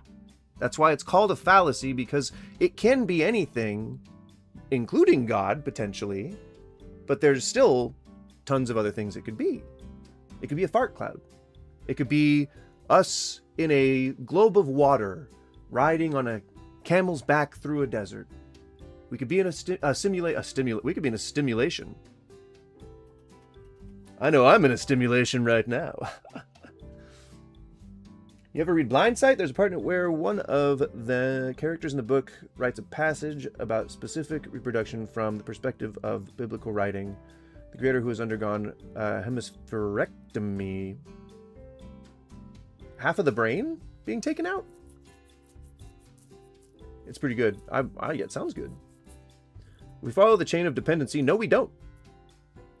Sorry. You don't, again, infinite regression is a fallacy. You don't know. because we cannot go back that far. Just so you know, I don't know if you're young Earth, but we can see back real far back with the technology that we have right now. And we're like billions of years back at this point, potentially to the, the beginning of this particular galaxy, the Oort cloud that we live in. Separation of two halves of the brain surgically. Yeah, that's what it sounds like. Well, yeah, and I don't think we don't regenerate our brain from what I can understand, but we can repair brain cells, right? But it that diminishes as we get older, as far as I'm aware. But yeah, this means nothing. Psychophysical laws, the laws that govern stimulation and stimulation and what is it? Emotion? Senses. Yeah. So it has to do with your senses and stimulation. Okay, cool. Totally cool. Laws were being to be constrained by that lack metaphysical necessity. So it needs to be outside of the realm of what we understand. That doesn't mean anything. You can't untangle that. Around them. Solomon having wives and concubines, was that love or lust? I mean, I feel like if you desire to have more than one person to do husbandly duties with, that could be lust. But I do believe you can love more than one person. I don't think that it's really fair to everyone, unless everyone agrees, that you try to love more than one person at a time. But, some people make it work. Some families can make it work. And, more power to them. I think the law, as far as in America, you can't have more than one wife. I think they cap you at one. But, I think that there is the potential out there for people to love more than one person. Ideally, though, not at a time. You never know. I mean, some people, there's poly relationships that work. To the shot fly in front of the wall because they're very fraught, but some people make them work. Marksmen like to hit difficult targets. But we cannot attribute God's design to our particular universe because there's no reason to think God would prefer to create our universe with embodied biological life. Hey, Christians, do you guys believe in a multiverse? Instead of one with a bunch of electrons and love. However, many people would disagree with that assumption. They'd see that it's better to have a world where love, real love, involves sacrifice, hardship, and free choice, all of which require self-locomotion, the ability to move and choose through biology. It's better to have that than a world with trillions of lovesick electrons that just aimlessly float around the universe and don't live morally meaningful lives. What on earth? Thank you, Luke. I appreciate that. I think God's ideal was one. That's what I come to believe. In whatever the parts of the Bible that I remember, that's what I had understood, heaven and earth and everything. And I assume that didn't include a multiverse, because if all infinite possibilities are true, then there is a universe in which God didn't exist. So that means where would you, how would that work? It would contradict itself. I say we can't put God in a box. Oh no, it's me. I'm God. I'm trapped in a box. Oh, please let me out of this box. You're right. I don't think that would be very kind. It'd be pretty rude to do. Okay. But if you meant that metaphorically, true, because there's every likelihood that if the Christian God exists, he's not a very good guy. So I would hope that he'd be a little bit less likely to endorse his own book and say that's not me. I'm not, if he's something that we can't conceive of or can't understand, that would actually be better for Christians, because then he wouldn't endorse slavery. He'd be like, okay, no, you guys put that part in. I didn't want that in my text. I didn't want you guys believing that. If I had been able to make the choice for you guys, I would have said no slaves. And for that matter, all right, now that I see what's going on, no grape. All right, no grapes. No what you call it? No PDF files. Okay? You're not allowed. All right? None of them. None. He didn't permit it. I think people did. Yes, he did. You may take slaves from the lands around you. Of them you shall make them your property, or whatever. Of them you may take slaves, whatever it is. Of them, like, and they shall be your property. So, I mean, you know, he permitted it. He even laid out how long you're supposed to keep them. He even laid out what happens to their descendants. He even laid out how you should handle your fellow Hebrew slaves versus slaves from the nations around you. He differentiated the two. And if you're going to say servants, well, no, he actually made a differentiation in the beginning of Leviticus. So, you certainly don't call them slaves because they are not owned by that person. Does your employer own you? Can you quit if you want to move? How's it going, a bunch of characters that I can't understand? Man, if you don't think there is a creator, then how everything started, I don't know, and I don't care. And it's not that I don't think that there's a creator, it's that I don't believe in one. I have the absence of belief. I don't believe in any part of religion. So, that's a pretty hard stance right there. You can't just, you know, if I don't believe in a creator, then I don't believe that someone created the universe, so I don't know how it started. I have no idea. People are saying, you know, Big Bang or whatever, but, and I know that it's not the fallacy that Christians always use where it's like, oh, so what, there was some explosion and then we have life? No. That's not what that means. The Big Bang happened over like billions of years, trillions of years, inconceivable amounts of time. And I just don't think that we'll really figure that out anytime soon. So, I don't know.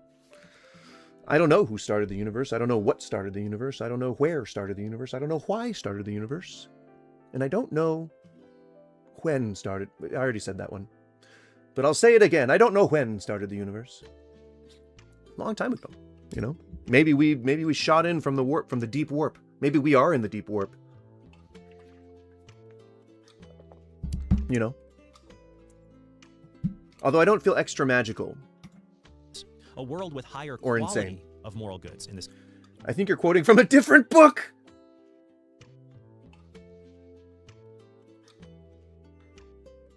Do we have to pull the Bible out again? I've done this so many times.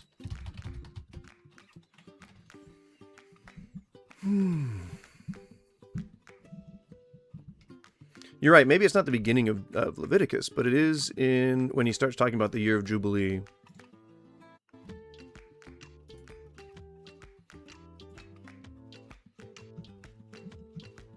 Yeah, it's actually quite a bit further. What the fuck?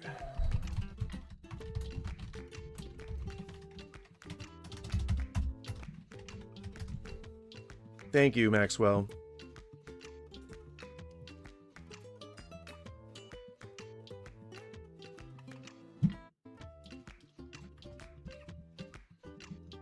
All right. We're going to read this because Luke is making us. All right. Luke is forcing us to do this. I wouldn't be doing this if he didn't ask. You did this. The Big Bang wasn't an explosion that just went off or whatever. It's the beginning of the universe's expansion, which is still ongoing and has been for almost 14 billion. Yeah, you know. I just wanted to make sure we were thinking about the same verse. Well, let's start off here. This is your guys' book. I'm just going to read your guys' book to you, okay? I want to make sure this isn't too far down. Oh, crap. Okay. Fuck. Okay. The Lord said to Moses at Mount Sinai, "Speak to the Israelites and say to them, when you enter the land I am going to give you, the land itself must offer a Sabbath unto the Lord. For 6 years sow your fields, and for 6 years prune your vineyards and gather their crops. But in the 7th year the land is to have a year of Sabbath rest, a Sabbath to the Lord. Do not sow your fields or prune your vineyards. Do not reap what grows of itself, or harvest the grapes of your untended vines." What? You can't even eat your untended vines? That's ridiculous. That is insane, Lord. Lord, do you know when grapes are the sweetest? When they're heaviest on the vine. Come on, man. That's the best time. I love forcing people to read the Bible, even when it proves that he endorses slavery? Luke, I don't know if that's gonna sound how you meant it to sound by the time we're done. The land is there to have your rest. Whatever the land yields during the Sabbath year will be food for you, for yourself, your male and female servants, and see, he says female servants here, and the hired worker and temporary residents who live among you. See, those are all fine, right? Right. Okay, totally fine. He differentiates this from slaves later on, as well as for your livestock and wild animals on your land, whatever the land produces may be. Count off 7 Sabbath years, 7 times 7 years, so that the 7 Sabbath years amount to the period of 49 years. Then have the trumpet sounded everywhere on the 10th day in the 7th month. On the Day of Atonement, should the trumpet sound throughout your land. Confiscate the 50th year and proclaim liberty throughout the land to all its inhabitants. It shall be a jubilee for each of you. Each of you is to return to your family property and to your own clan. The 50th year shall be a jubilee for you. Do not sow and do not reap what grows itself, or harvest the unattended vines. For his jubilee is basically, he's saying what he meant. This is like the introductory paragraph to like a book report. Read on. Hi from Ireland. Hey, Shamrock Jerry. Sup? How is it going? Or should I say, what's the crack, my friend? Did you have a pumpy evening?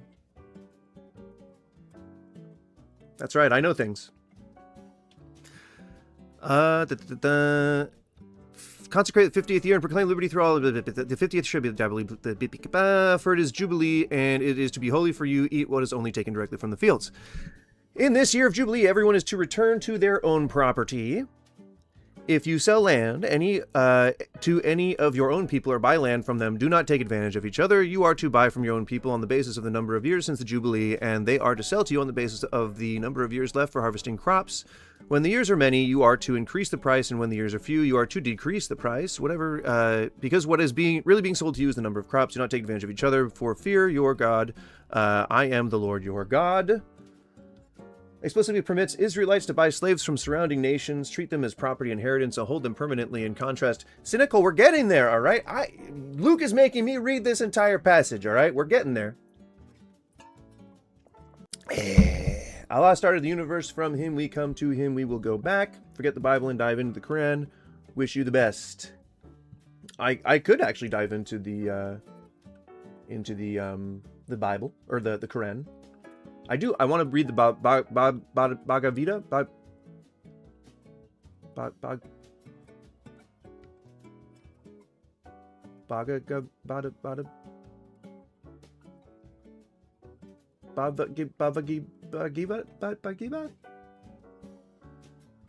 I always forget it. I always mispronounce it, and someone says it in chat, and then I remember it. Bhagavad. The Indian one. Do you have a family member named Isaiah? What? Me? Personally? Not as far as I know. I hope I don't have a forgotten son out there. Oh, God. Follow my decrees and be careful to obey my laws, and you will live safely on the land. And the land will yield its fruit, and you will eat your fill and live there in safety. You may ask, what will we eat in the 7th year if I do not plant or harvest any crops? I will send you such a blessing on the 6th year, and the land shall yield through 3 years. While you plant during the 8th year, you will eat from the old crop and continue to eat from it until the harvest of the 9th year comes in. Jesus fucking Christ. Bhagavad. No, goddammit. That's Hindu. That's cool. It doesn't have all that weird Abrahamic mess. Well, yeah, I'm sure. The land must not be sold permanently, because the land is mine, and you reside in my land as foreigners and strangers. Throughout the land that you hold as a possession, you must provide for the redemption of the land.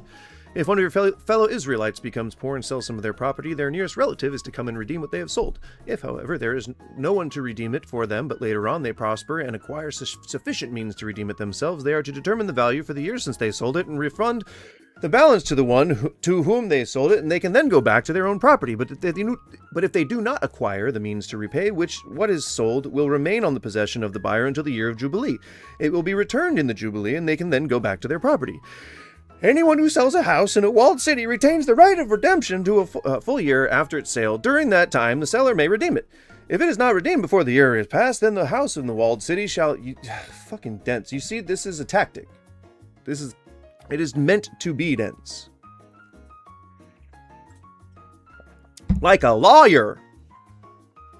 It is not to be returned in the Jubilee, but houses and villages without walls around them are to be considered as belonging to the open country. They can then be redeemed, and they are to be returned in the Jubilee. The Levites always have the right to redeem their houses in the Levitical towns which they possess. So the property of the Levites is redeemable, that is, a house sold in any land they hold, and is to be returned in the Jubilee, because the houses in the towns of the Levites are their property amongst the Israelites, but the pasture land belonging to their towns must not be sold. It is their permanent possession. If any of your fellow Israelites become poor and are unable to support themselves among you, help them as you would a foreigner or a stranger, so they can continue to live among you. Do not take interest or any profit from them, but fear your God, so they may continue to live among you. You must not lend them the money at interest or sell them food for profit, for I am the Lord your God and brought you out of Egypt. Yeah, blah, blah, blah. If any of your fellow Israelites become poor and sell themselves to you, which you shouldn't allow, do not make them work as slaves. That's cool for your fellow Israelites. They are to be treated as hired workers or temporary residents among you. They are to work for you until the year of Jubilee, when they then go out. Then they and their children are to be released, and they will go back to their own clans and the property of their ancestors, to the property of their ancestors, because the Israelites are my servants, for whom I brought out of Egypt. They must not be sold as slaves. Cool for your fellow Israelites. It's awesome. Do not rule over them ruthlessly, but for fear your God. Your male and female slaves are to come from the nations around you. From them you may buy slaves. You may also buy some of the temporary residents living among you and members of their clans born in your country, and they will become your property. You can bequeath them to your children as inherited property, and can make them slaves for life. But you must not rule over your fellow Israelites ruthlessly. Luke, I think you have some atoning to do, my friend. If you truly believe that God exists, my next question has to be, is he a good guy? Because he specifically endorses slavery. He's laying out the law that you are to buy slaves from the lands around you. Usually the argument... I missed a lot of these. He is helping them understand how to make sure people are treated... Oh, I'm sorry, what? I just read it to you. This is your book. And I'm sorry, if you're actually saying that he's helping them understand how to make people treated fairly, don't you think that owning people is unfair? Wouldn't you consider owning somebody as property to be unethical or to be, I guess, unfair? Owning people as property, you think is totally fine. Totally fine. Totally cool. God said you could do it. It's okay. Slaves are fine. You know that in the time of the slaves in America, the people who fought for it on the South side, for the Confederacy, you know how they justified it? You know how they justified fighting for slavery? With the Bible. And, you know, I guess not to mention the fact that you can also beat your slave with a rod. And as long as they don't die, it's all good. If they get back up after a few days, it's all good. You won't be fined. But if they die, you're fined. And so you think that there's some context behind being okay to just beat your slave within an inch of his life as long as he gets back up again? Luke, you're starting from a losing position here.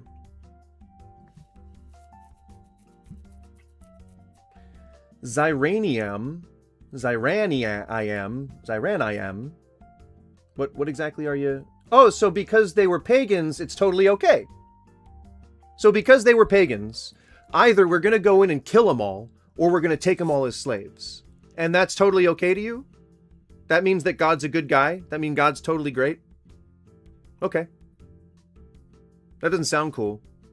Because you're just saying that they were doing human sacrifice and doing detestable things, like anal sex? So being gay is not okay. Is that what you're saying? No, that verse says if they are hurt and don't recover by the next day, they have to be let go. That absolutely, holy fuck, Luke. Jesus fucking Christ.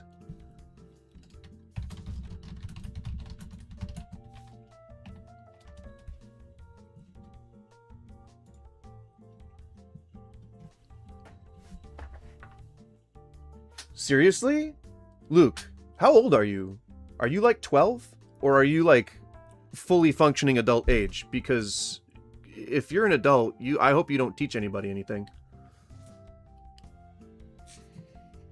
You don't talk about Eastern Orthodoxy because it contradicts your bias against... I don't know anything about Eastern Orthodoxy.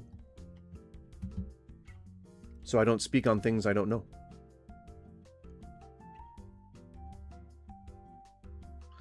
Now, should I read this to you, Luke? Anyone who beats their male or female slave with a rod must be punished if the slave dies as a direct result. So you still have slaves. You don't have to have slaves. You still have slaves. And you're beating the slave now. Now you are beating the slave. But they are not to be punished if the slave recovers after a day or two, since the slave is their property.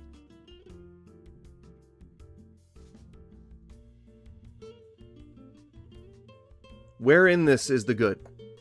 Where's the good in this?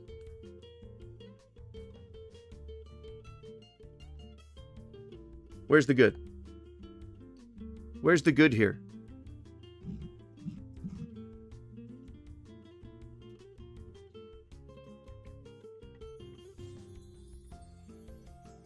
I'm not seeing anything here in the, I'm not seeing anything, Oh, an owner who hits a male or female slave in the eye and destroys it must let the slave go free to compensate for the eye. There's still slavery, and you're still beating your slave. So if I accidentally knock out their eye, whoops, seize on me. I just have to make sure I don't knock out their eye. You know that this is just evil from the very beginning, right? The entire idea of owning slaves is evil. Then beating your slave is evil. Beating your slave within an inch of his life is evil. And then coming up with a workaround so that you're not on God's bad side by knocking out one of their eyes accidentally is evil. All of this is evil. You don't realize this is evil? What about women who don't bleed on their first time? They get stoned to death in the Bible. None of this is good. This starts out evil, and it just gets more and more evil as things pile on top of it. Do you see how your book that you follow is fucking evil? Can we get back to debunking this argument for God, please? Like ours, is better than one with a higher quantity of extremely Your book minimally sucks, and your God valuable sucks. goods. And in a world with electrons and love, trillions of electrons would spend billions of years wandering and floating aimlessly through the universe, never finding another particle. So there's... Luke is a Zionist who worships Baal. He's a Satanist. Okay. Is there a specific Orthodox teaching you think changes the point to which one? Yeah. I don't know anything about Eastern Orthodoxy. It's always been really interesting to me, especially like the garb people wear, like the ceremonial garb is really cool, and the churches are really cool. But I haven't learned enough about it, Gosh darn it. He's saying that punishing them where they can't recover in a day is wrong. No, he's not! Holy fuck, dude! Are you fucking blind? Or deaf? Or ignorant? That's called... come on, man. Merciful! Allowing for grape, allowing for PDF files, endorsing slavery, and even commanding it, laying out the rules. I mean, if you eat shellfish, you're condemned.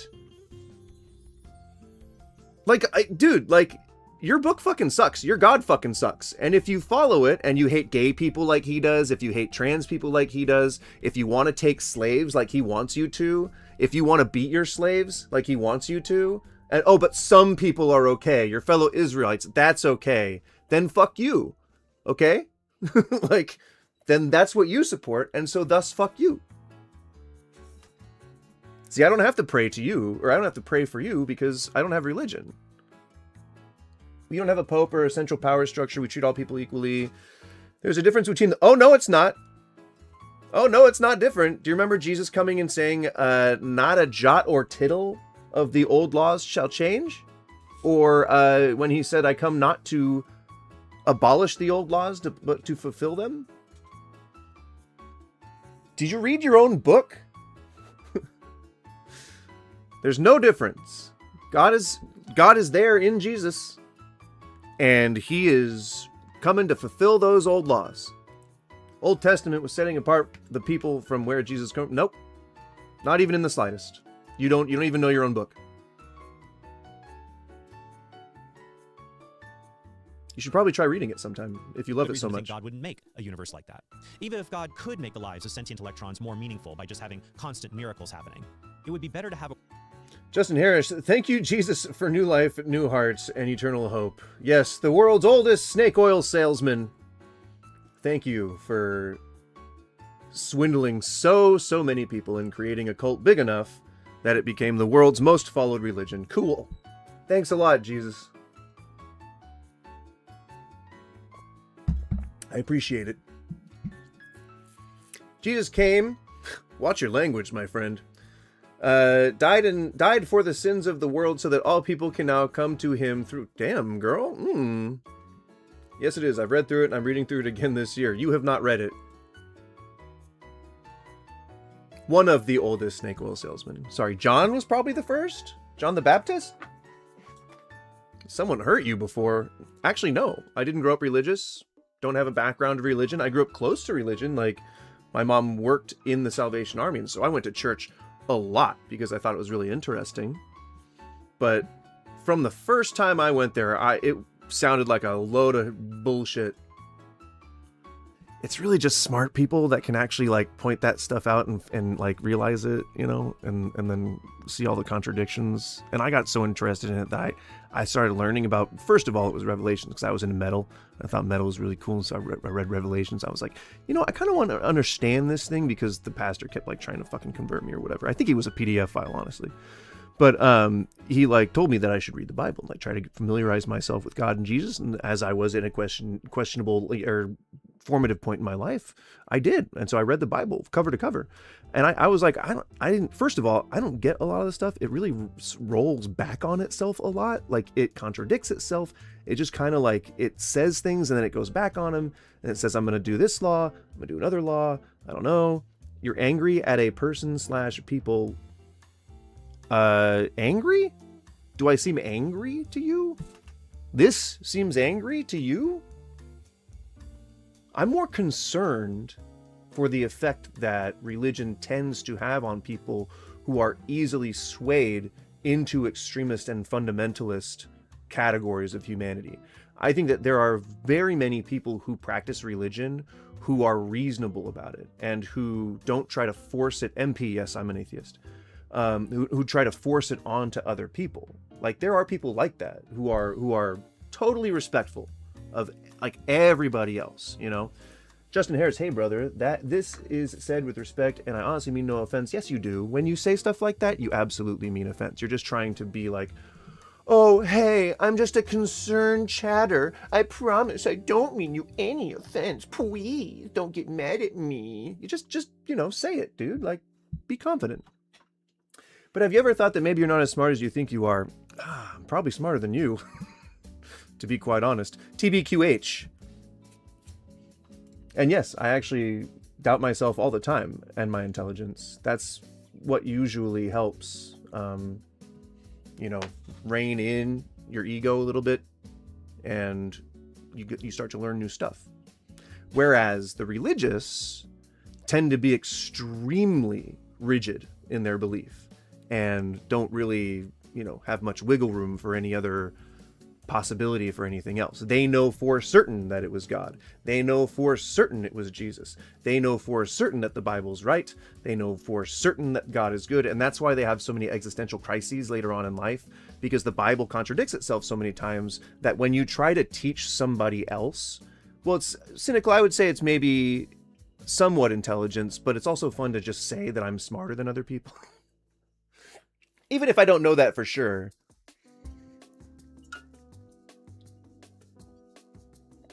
Check out John Lennox. I would be happy to check out. See, if you give me resources instead of saying, oh, God loves you, Jesus died, all the same stuff that I've heard before, then I can actually engage with it. If it's material that I can learn from, because the only way that I got into atheism was from learning things about Christianity. And so, I mean, if you give me more stuff to learn, then maybe it'll bring me away from atheism. I'm gonna say no, but you know, maybe it'll bring me close to religion. Who knows? You know, I'm happy to check out any sources that you can offer, just because I like learning about religion. I will admit I'm wrong about a lot and don't know everything. I'm not very smart, I'll admit. Well, Socrates, right? He was the guy that said, like, you know, the only thing we can be sure of is that we know nothing, right? Like, it's pretty awesome. Yeah, I'll check him out. John Lennox. I'll try to remember that. I might, if I knew where a pen was, I would write it down, but I'll try to remember that. John Lennox. I'm saying it 3 times now. John Lennox. I think that's the 4th time I said that. OP, if you really want to learn about Abrahamic religion, start with Orthodox Christianity. We are a trunk of the tree. Okay. Yeah, I mean, I've always been into it. Abrahamic religions tend to be the ones that I know the most about, but I have, like, no real Operation Ivy. But I have no real basis for knowledge for Orthodoxy. So, yeah. It is on my list. Anyway, this video's almost done. His whole thing was just wrapped up in the fine-tuning argument, which is really just a little bit better than other arguments. And his whole thing was like, that's the one you guys should use. I'd say no. I got freedom of religion. I believe in the gay god of Gaydom. The gay lord's force. Lennox is great. Also, NT Wright, I really enjoy both great UK accents. So if you don't agree with the content, at least they both sound nice to listen to. You know, I hope maybe that's at least something about what you guys feel about me. You know, maybe I hope maybe at least my mainly husky voice keeps you around. You know, I don't know why I put an accent on it. I guess I just felt like that was appropriate. I don't know. I don't know why I did that. Why I put the accent on it. Yeah. It's a spur of the moment, you know. Well, if you appreciate the conversation, then if you could at least like the stuff, but if you could sub, that would be great. I'd be super happy. I'd be through the friggin' roof. The friggin' roof, first of all. If you've ever seen this guy, you probably know how much of a piece of shit he is. So, I don't know if I'll ever be able to find a... no, I welcome Christians, Justin Harris, man. I welcome Christians. I welcome everyone. I'm ecumenical. I embrace men of all faiths.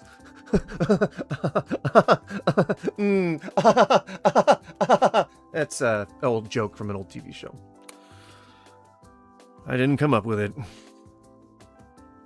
But you get it. It's a sexual reference. About man loving. Ew! So yeah, if you aren't familiar with Michael Knowles, then you don't know softcore gay films, pornography films. He starred in one. He made one. He actually was the maker of the film. But now he's like, oh, I'm super Christian. Look at me. I'm a talking head for the right wing. So apparently, he debunks an atheist. Now, Christians, I want you to pay close attention. If this is your representative, you're batting about -1. All right, so guys, did you get me Thanks, a really Luke, I appreciate it. interesting guest to talk about some really urgent issue where we can The music plumb is the so loud depths right now. of theology, or did you just find me some dumb TikTok? Did he seriously... Was that a fucking Minecraft reference? I didn't see the screen. Yep. Oh my god. Cynical, I hope that makes you mad. I hope it makes you mad to know that something you worked on with love and passion was just fucking co-opted by this Nazi piece of shit I hope that makes you mad. Michael Knowles is a fraud. He's paid for by an Israeli lobby group that tries to... Well, it is that whole organization, I think, has that Netanyahu money, you know? It tries to connect Judaism and Christianity, or commits genocides. I'm not so much... Now, Tweed Stanyan, I don't know, or Stanchion, I don't know what your stance is regarding the Jews, but I'm not so much in the anti-Semitic camp as I am in the anti-Israel camp. I don't like settlers or settlements. Settlements here. I don't like people who are settlers, who aggressively usurp and co-opt other people's living spaces for their own summer homes. And I don't like people who just bomb countries into the ground, you know? But as a people, the Jews are fine. I don't like the Israeli government, I guess, would be the key point there. Did you just find me some dumb TikTok? And what the hell? Oh, yeah, never mind. I just realized that a whole section of humanity exists cynical. Never mind. I was going to ask, what do you mean worse? God isn't real since you were so sure. Not a problem. So I just want to point out here that this is clearly grooming behavior. He's targeting children, right? If you look at my content, right? If you look at me as a talking head, I mostly make content that appeals, and I know because I had my friends, she came down this weekend with her, and you're right, old Frasier was way better than new Frasier. From season 10, from when he came back from his little alcohol retreat, the actor Kelsey Grammer, I mean, it was bad. It was bad. It was just real bad.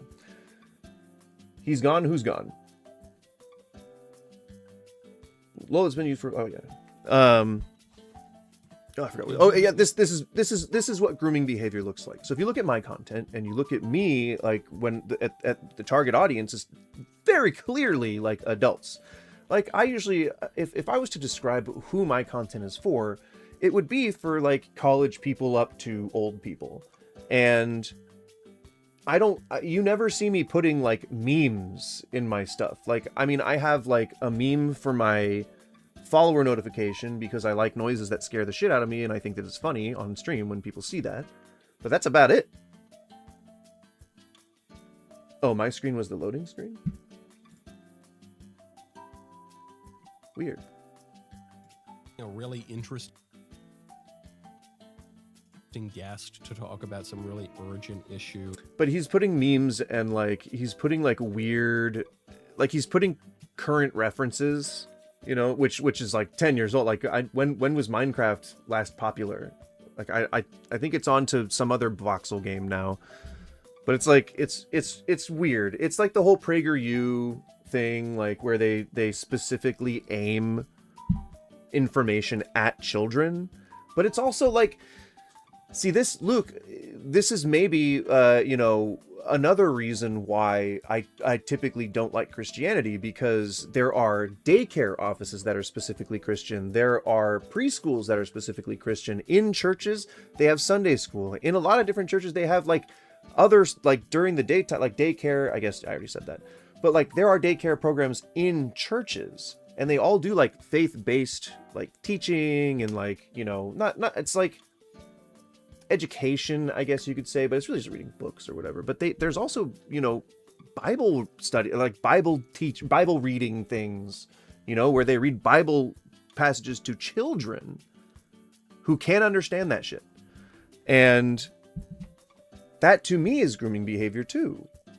And when you go to like a state fair, or when you go to like a county fair or something like that, you see all these Christian booths where they're handing out, like, specifically, like, small Bibles that have, like, you know, like kid-oriented designs on them, and they're, like, giving people, they're, like, doing free spin the wheel, or free, here's a free keychain, or something, like, stuff that's meant to get kids in there. And there was another, there was a booth at the Vancouver, it was, like, a Clark County, Vancouver, Washington, it's, like, a Clark County, county fair, or something like that, and there's like a whole like display that has like a castle, and it has like a whole play thing and a whole like a course that kids can run through, and it's like kids crusaders for Jesus. Like, that is grooming behavior. Get them while they're young, right? Because you know we're not born religious, right, Luke? I hope you at least know that. I hope you at least know that you have to be taught religion, just like you have to be taught racism. I hope you know that. I really do. For your own sake. Where we can plumb. I'm gonna grab some more water. I'll let this play. I'm gonna accelerate it a little Did you bit. just find me some dumb TikTok? Oh, it is one. Oh no, it's. God isn't real since you're so sure. Not a problem. There is insurmountable proof that God is not real. First and foremost, I feel it in my heart that there is no God, and honestly, that should be proof enough. But I'll keep going. No. Second thing that proves there's no God is unintelligent design. I mean, what kind of intelligent Good. design is Thank there you, in Luke. I creating appreciate beings it. that can get cancer? Where's the intelligent design in creating beings that need to breathe air to live, but also the air corrodes their body? I mean, we literally breathe and eat through the same hole. Definitely unintelligent design. And then there's the fact that I've prayed many times and never heard anything back. So Okay, I have to pause it because I have to hear what is actually being said. But I'll be right back. I'm gonna grab some water. Oh my god.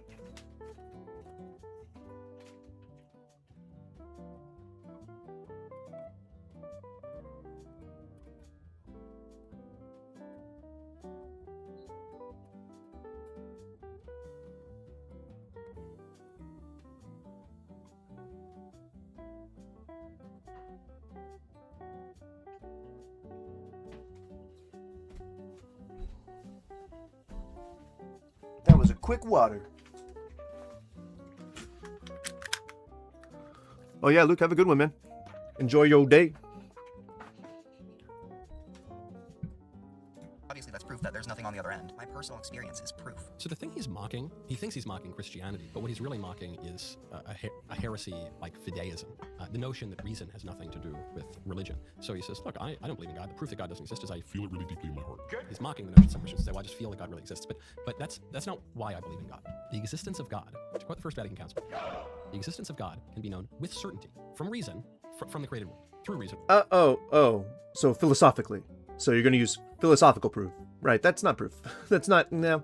In a debate, sure, you can reason your way into making a point, but the conclusion doesn't always end in God. Like you cannot just boil it down to God. You can boil it down to an alien dropping off a fucking sperm sac into a primordial ooze that then just did something. I don't know. Could have been anything. From the created world. So how can you say that? Well, because things caught. But like also, flowcharts are highly manipulatable. You can very easily make a flowchart say whatever, like that's, you design a flowchart. You design a flowchart to get from point A to point Z in a number of different ways. That's how you structure a philosophical argument for God. So regardless of whatever you come to at the end of the conclusion, even if you come to the conclusion that God is real, you still can't substantiate it. It's really just for winning a debate, using a philosophical argument to prove God, which is something that fucking Michael knows just jizzes over all the time, is winning a debate one day.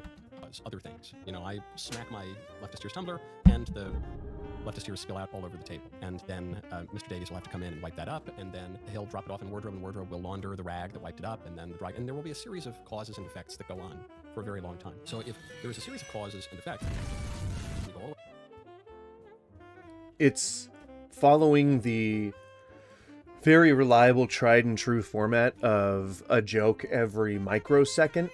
Way back to the beginning, and it's not, obviously it's not funny. It's just really creepy to see a 50-year-old man putting this amount of effort into tailoring this, whatever the fuck this is, to kids.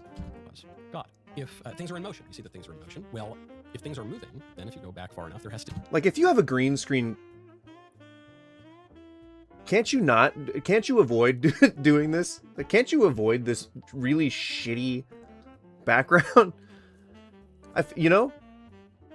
Isn't that like, don't you have like endless possibilities when you put up a green screen? Why would you choose Tim Burton's Dark Shadows set as a backdrop? Are you trying to project Dracula vibes? Are we Nosferatu? Are we Count Orloff?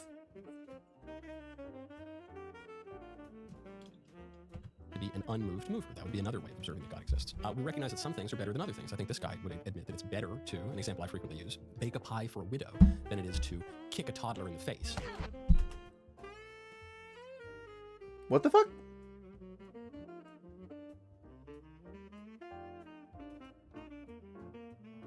At least it's not a library full of hentai and kid stuff. Yeah, I mean, well, he is into grown men.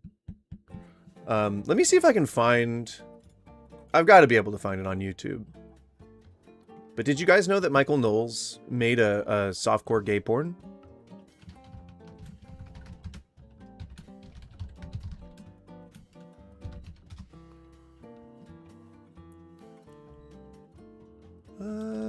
Let's see. Oh, he may have, like, done a really good job of scrubbing it from the internet.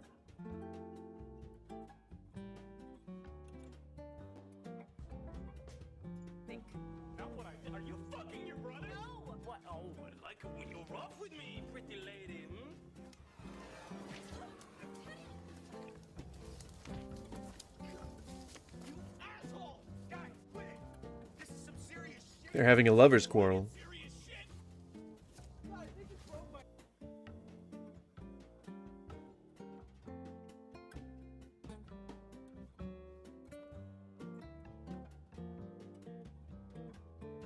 That's some good stuff right there.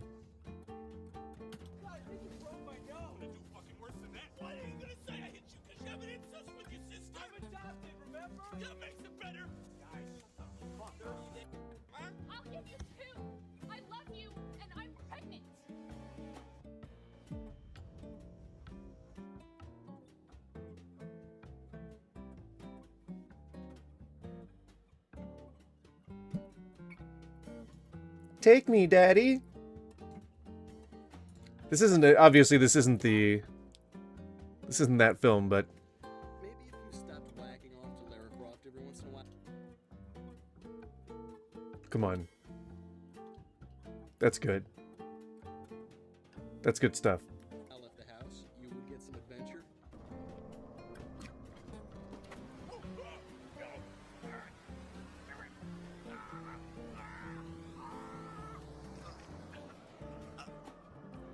Oh, he just came.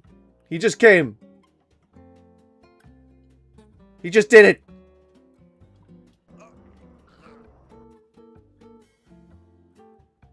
Anyway, let's go back to his video One is for better children. than the other.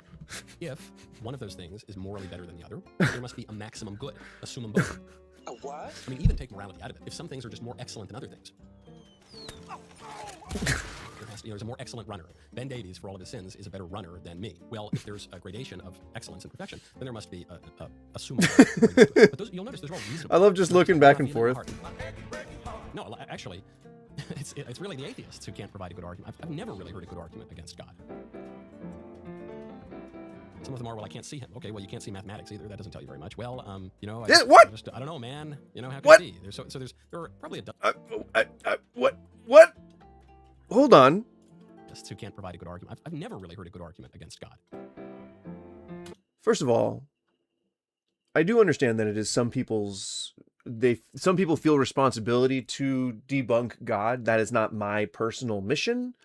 I just don't mind sharing that I'm an atheist and have learned a bit about religion, at least enough to keep up in a conversation. But there are people who make it their mission to try to disprove God. But that's not I don't know if that's the majority of people. And I don't know if there's really a good, I mean, I would say that if you were going to try and use like a paradox to try and describe God, thus disproving it, then sure. But I think even accepting that God is real for the sake of making the argument against it, like I think that you're getting too wrapped up in the meta. I think to me, honestly, the best way to start a conversation on this kind of thing is to say, is God real? And then if someone can give you a convincing argument for why they believe that God is real, then you ask, is he good? And I think that is a good progression to discuss, because like, if God is real, then he might be a shitty person or a shitty deity, shitty entity or whatever. And if someone can make those connections, then maybe they might have learned maybe they might have learned something new, you know? I don't know. I'm not trying to impress my beliefs upon anyone, but if you choose to believe what I believe, then more power to you. Some of them are, well, I can't see him. Okay, well, you can't see mathematics either. That doesn't tell you very much. Well, you know, I just You can't see mathematics. I hope you guys know how stupid of an argument that is. First of all, I mean, you can read, you know, equations, like you can see them on a piece of paper. You can see, I guess, math kind of happening, because mathematics are like things that like mathematical patterns that we've assigned to the Fibonacci sequence, or to fractals in nature. You know, people do all their hippie woo-woo crystal shit. That's all tangible. That's all stuff that we can see. So I don't know what you're talking about, Mr. Michael Knowles. I don't know why you're saying that you can't see mathematics, because you absolutely can. It's just such a weird stance to take. I don't know, there are probably a dozen pretty good arguments for God. There are no good arguments against God. Mm-hmm. And then he says, well, the design of the world is unintelligent. Well, Christianity actually does explain that, which is that, and in explaining the world, I'm sorry, you were about to give us an explanation, but you went off on a tangent. Am I guessing correctly that you are just trying to buy yourself time to think of something to say? Means our own free will, which is that the world was made perfect, but man has free will and can abuse his free will, and he did do that. So that's not an answer to that at all. That you're saying that we had the choice to evolve eyes the way that we did? What? It's not gay if you use a condom, you're not touching anything. If you're doing it right, you are. You think that just wearing a condom means you're not touching anything? Someone's never gone balls deep. Rather than it being a just so story, which is how some people might view that theory of creation, it actually makes sense of our own freedom and how we can do good and do evil, and how sometimes we want to do good but we do evil, and it makes sense of concupiscence. It actually which is how some people might view that theory of creation. It actually makes sense of our own freedom and how we can do good, which is that the world was made perfect, but man has free will and can abuse his free will, and he did do that. He does explain that, which is that. So the guy said that design can't be intelligent because, like, we eat out of the same hole that we breathe from. He said a lot of other things, but I think that's the funniest example, so that's the one I'll go with. But yeah, it wasn't anything, like, it had nothing to do with whatever he's talking about right now. He's saying some bullshit about free will, which, again, has nothing to do with how the guy's describing whoever made us made the same hole that we eat and breathe out of. Just that. All he has to say as a good Christian would be, well, God made us in his image. Bada bing, bada boom. There you go. Done. Easy. Boom. God, for some reason, has his eyes the way that we do. God, for some reason, has his ears the way that we do. God, for some reason, has all his cells in all the right arrangements to look exactly the way that we do. That's how we know that God was made that we made God sorry, those are all the real things, that God made us in his image. And in explaining the world, explains our own free will, which is that the world was... So he's bringing free will into it. Free will doesn't belong in this at all. He's saying that Christianity seems to be unintelligent design, or the world seems to be unintelligent design because there are natural inefficiencies in the human body. That's all. That's all he's saying. And he's saying something about free will? Yeah, if we had a cloaca, we'd be much more efficient. Yeah, I know. Cloaca gang, you know? Made perfect, but man has free will and can abuse his free will, and he did do that. So what does that have to do with... Did we somehow along the way choose to evolve different eyes than God has? Or are we supposed to be made in his image? What is it, Michael Knowles? What does free will have to do with the design of us biologically? What does that have to do with anything? So rather than it being a just so story, which is fucking weirdo. That theory of creation, it actually makes sense of our own freedom and how we can do good and do. And then he's totally not on that point anymore. And now he's used this example to make a completely different point. We can use that to examine how we behave. All right. So let's take that away from this. What?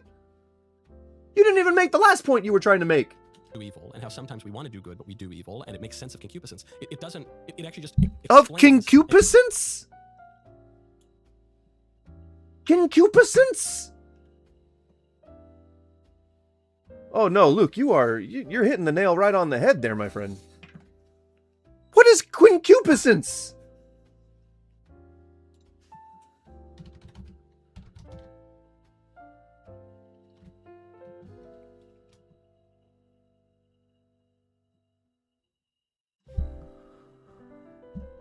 I don't think it's this one. Is it? Sometimes we want to do good, but we do evil, and it makes sense of concupiscence. It does.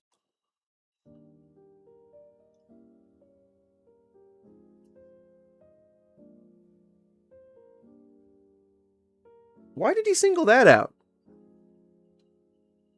Is Michael self-reporting here? Listen. How we can do good and do evil, and how sometimes we want to do good, but we do evil, and it makes sense of concupiscence. Why did he pick that one example? Now, Luke, I may not be as smart as I think I am, or whoever said that before, but I at least didn't know this. I didn't know this word. I don't have a reason to know this word. Why is he singling out strong sexual desire? In his, it could have been anything. It could have been avarice. It could have been, like greed. It could have been anything. Any sin he could have picked, and he goes to one directly, and like right away, it makes sense with concupiscence. Did I hear him wrong, or I maybe typed it in wrong? Can do good and do evil, and how sometimes we want to do good, but we do evil, and it makes sense of concupiscence. No, that's the word. It means lust.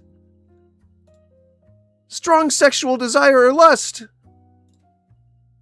Why did he pick, and you, I guess you would know that if you're religious, St. Anthony's battle with concupiscence. Why is he picking that one specifically to use as an example?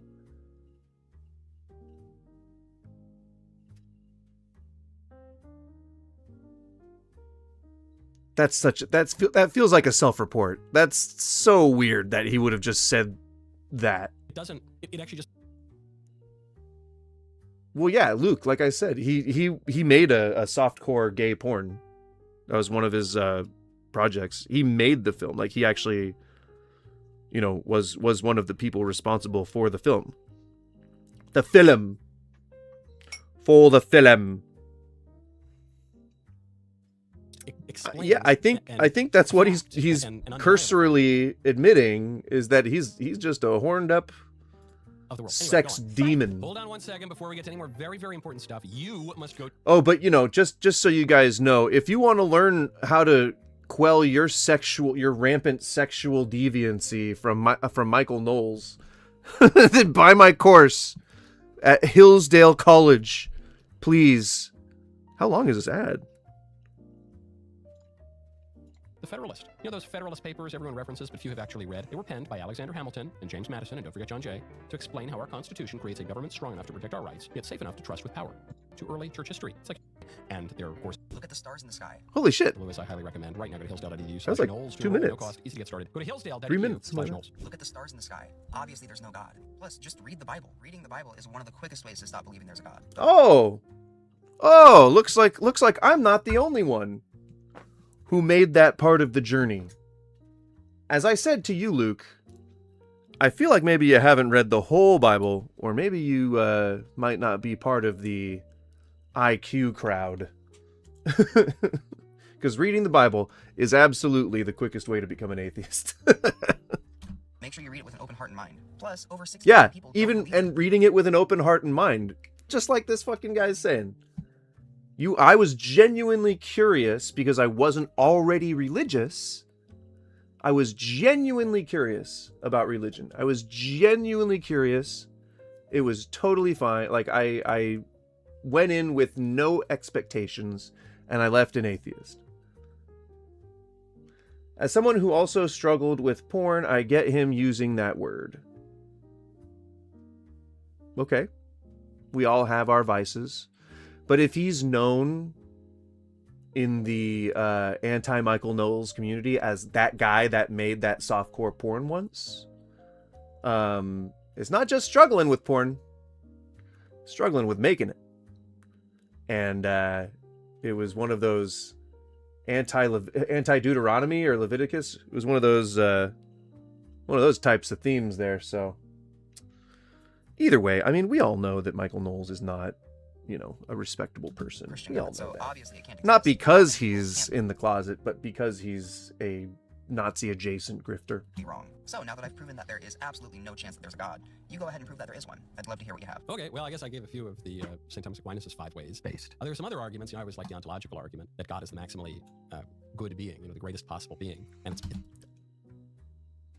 Go on, I guess? This doesn't sound like an argument for existence here. it's better to exist than not to exist. We all have a past, it's part of our testimony, right? But as long as a gay person becomes ungay, they can enter the kingdom of God, right? Right? Is that what y'all believe? As long as you don't be gay no more, so as long as you aren't allowed to be the person you were born to be, then you can enter the kingdom of God. As long as you don't fulfill any self-actualization, as long as God says, well, it's really, there is nothing anti-trans in the Bible. It's really about like what, men's clothing or something. It's really Christians that make that sort of stuff up. So if I don't abide by what people tell me I get to do, whether I get into, as a result of whether I get into heaven or not, then I can't be myself. If I was gay or trans, I wouldn't be able to be myself. I would have to just be somebody else. And I know that Christians tend to believe that being gay is a choice, but you know what's really funny is that we've actually started to get genetic proof that that's not the case. Adhering yourself to one specific spot actually is way more of a personal choice than falling anywhere on the sexual spectrum. Should we do everything we want? Within reason, as long as it fits within the law, as long as it fits within our moral compass, yeah. You should be able to do whatever you want. If I want to travel to Thailand and worship Buddhism for, I don't know, for 6 months, I should be able to do that without any repercussions. If I die suddenly, then I shouldn't be exiled from the kingdom of heaven, especially if I had been a devout Christian ahead of time, before that. What about people that like children? What are you saying, that God likes PDF files? So if a PDF file, so like Hitler, right? We're changing the label obviously, but Hitler was a Nazi, right? He formed a Christian church that specifically adhered to the Bible. He was very fundamentalist and, well, secular fundamentalist. And he went into, I know that sounds oxymoronic, but it's not. He went into this whole World War II thing, believing in God, being a devout Christian. Are you going to be happy seeing him in heaven? Do you think he repented? What if the law goes against Y desires? What? No, I'm saying, why is it okay for some people to live out their desires but not others? You can. Anyone can actualize themselves through self-expression. It's you who choose to limit yourself and your adherence to some doctrine. Any choice, any place that you end up in your life is not the result of God. Any place that you end up in your life is the sum total, and this is a very well-known phrase, I hope you recognize it. Who you are, who you become, where you are, that changes, but who you are is the sum total of every decision you've ever made. Do you understand what that means? That means that all through your life, every choice that you've made is what puts you where you are whenever you do this self-assessment. Not God, not Jesus, not the Bible. It's what you chose to take from the Bible. It's what you chose to believe as part of that religion. It's the people you chose to be around. It's the people that you chose to believe when they told you things. Are people who like children wrong? I mean, they'd be wrong if they acted on it and didn't find a way to manage those desires. Then sure. But it means that there's something broken inside of them. And we need to be able to try and fix that, right? What desires are good and how do you know the difference? What the fuck? Dude, Luke, we already went over this.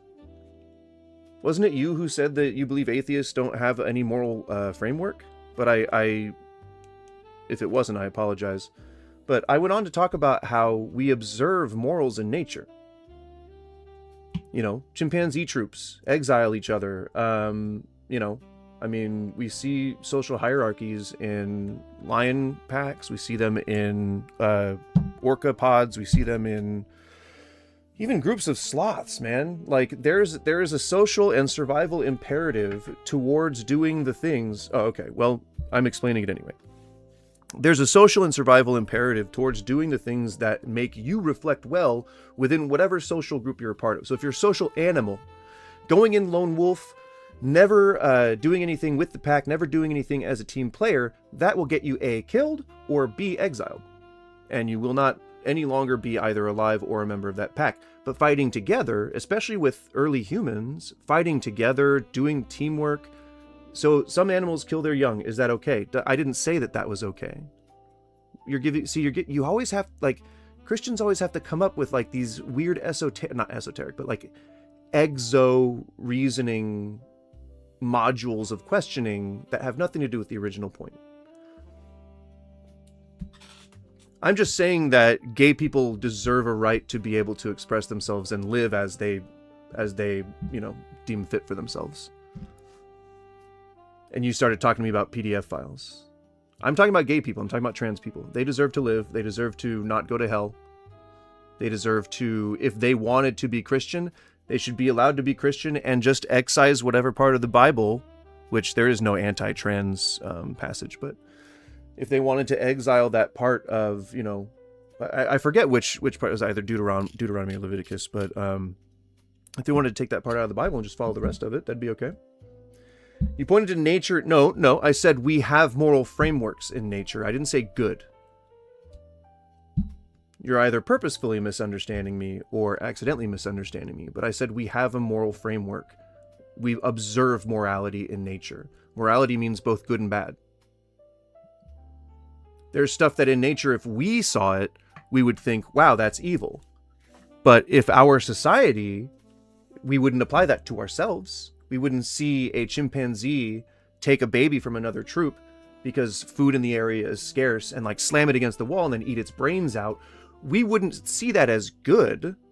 We would see that as whatever the chimp thought was necessary in order to get the meal that he thought he needed. But we wouldn't think that's good. That's just part of nature. But if we look at society and we've made laws against murder, we've made laws against slavery, we've made laws against discrimination. And so we have a very easy to see working model of moral frameworks within society. So this whole atheists don't have morality thing is just plainly false. But also, it's not that everyone just gets to do whatever they want. I'm saying, should people who like kids be able to? They should be able to exist and either atone for or change whatever part of their brain that's broken that causes them to be that way. So, I mean, why would you think that I'm openly advocating for someone to be able to openly be a PDF file just for the algorithm, you know?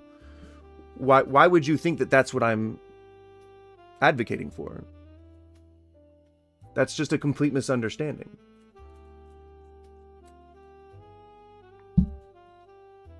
You're saying that being gay is equivalent to being a PDF file, which is pretty fucking evil. See, you know, you endorse slavery, endorse wholesale murder of innocent children, well, probably children, child brides. You know, you are okay with God just murdering a group of children for making fun of a bald man. I mean, he killed the world twice, man. All these natural disasters that kill just innocent people for no reason. Cancer, There's no reason for that. So are some societies better than others? I'm not of any authority to speak on some societies being better than others, but there are some societies that partake in parts of the culture from, whatever region or people that live there that might oppress or harm groups of people. But I don't think there's objectively one society that's better than another. We all have problems. America's super colonial and expansionist and deceives its own citizens. That's not very, very cool, is it? I mean, I would say that we can look at those objectively, and we can look, why are they broken but gay people aren't? Because, again, we were able to find genetic proof that being gay is simply one small little portion of a very large spectrum, and that actually the mentally ill people are the ones, not me using that term derogatorily, mentally ill people who believe that only binaries exist are the ones who are actually in the wrong. Sexuality, gender expression are both spectrums, and you can be anywhere on that spectrum. But if you commit yourself, if you say that I am, I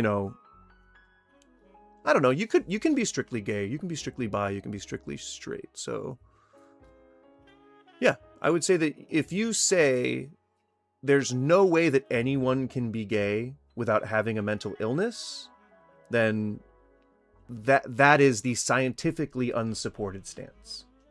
You're using society as your explanation of right and wrong. No, I'm not. Again, you're completely not. You're just not listening to me. It's not right and wrong. I'm saying that we can look at the laws and the policies that we've come up with to see what society thinks is right and wrong. Not me, not us. What society as a whole, what civilization believes is right and wrong, is determined by the people who live there. God doesn't exist, but religion strengthens societies. Now, that's a discussion I don't mind having. I would say that religion is overall harmful for society if it excludes groups of people. If you're one of those people who believe that being gay is an abomination, that's overall harmful for society. If you're one of those people who believe that black people are supposed to be enslaved, that would be overall harmful for society. But if you can omit the parts of religion that exclude people or make people lesser than, or start people off at a disproportionate level of, I guess, superiority, then maybe it's not so good. But pagan societies existed for thousands of years before Christians came along and murdered them all.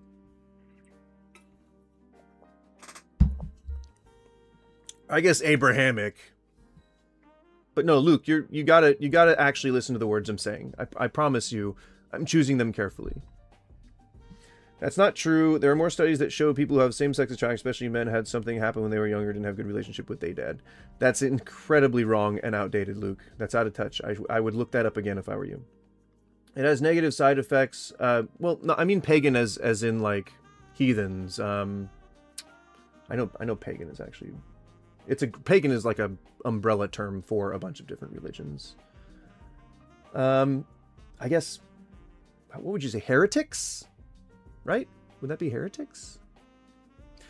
Well, cynical, you're touching on a good point, which is that religion can bring society together in the first place because, people are trying to get together for whatever rituals or group eating or congregating for some maybe burial rituals. I know that started like in the cradle of civilization.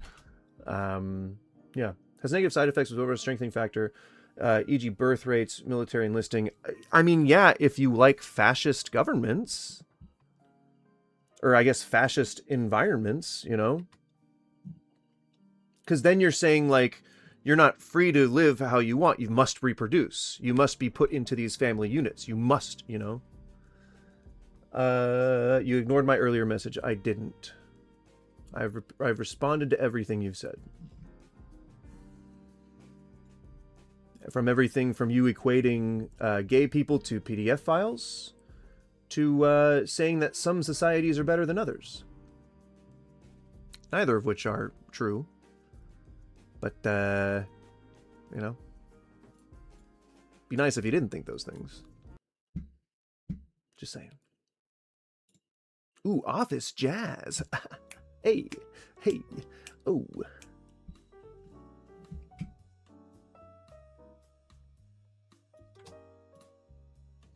That's actually what most recent studies show.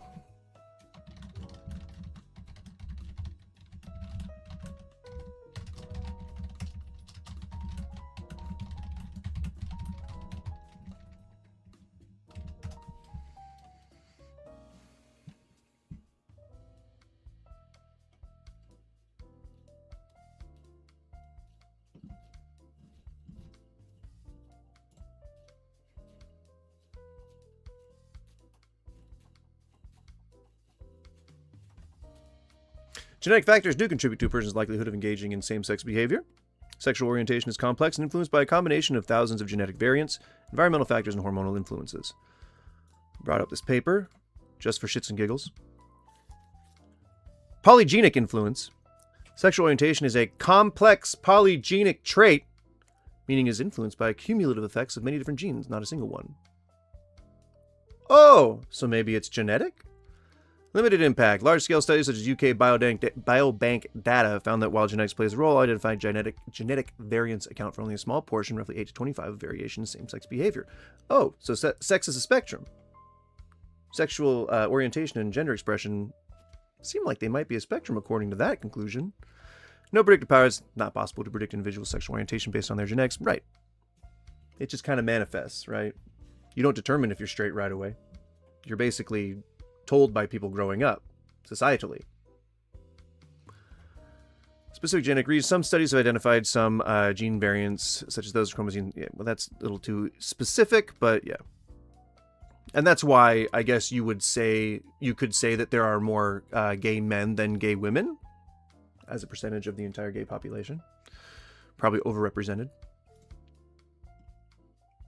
So not only does it depend on one gene, it depends on many genes. It's either conquer or be conquered back in the old days. Well, yeah.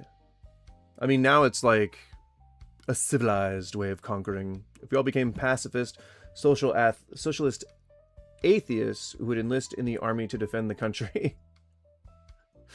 What the fuck are you talking about? All my life, I wanted to be a militaryman. I wanted to be in the military. I would have fought for my country. And I wasn't religious. What? You don't think that people have national pride when they're not religious? Weird. But who's pacifist and socialist? You know that the left is made of revolutionaries, right? Are you unaware of that, Microwave Coffee? Almost all the men I know. Oh, somebody I know. Trust me, bro. Both openly gay and struggling with same-sex attraction had something happen. Oh, so you did a study? What was your sample size? Or didn't have a relationship with the dad they wanted? What was your sample size, Luke? You did this study? You did this study? Huh. Weird. Strange.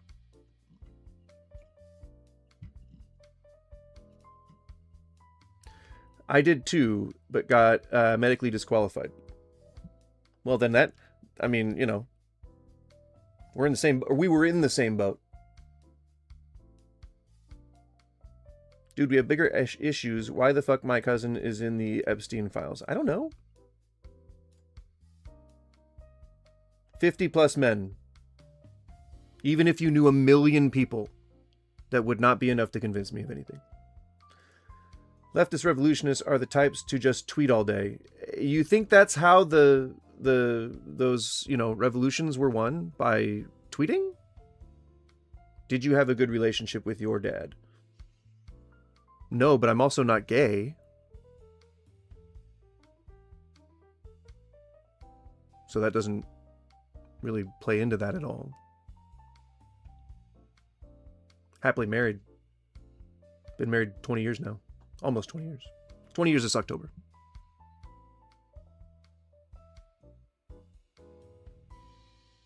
I'm talking about the US in particular. Do you not see all the protests? Isn't the right side of the aisle always talking about how violent the riots every night are? Do you think the right is going to be better at fighting than the left? Did you see the failed coup a few years back?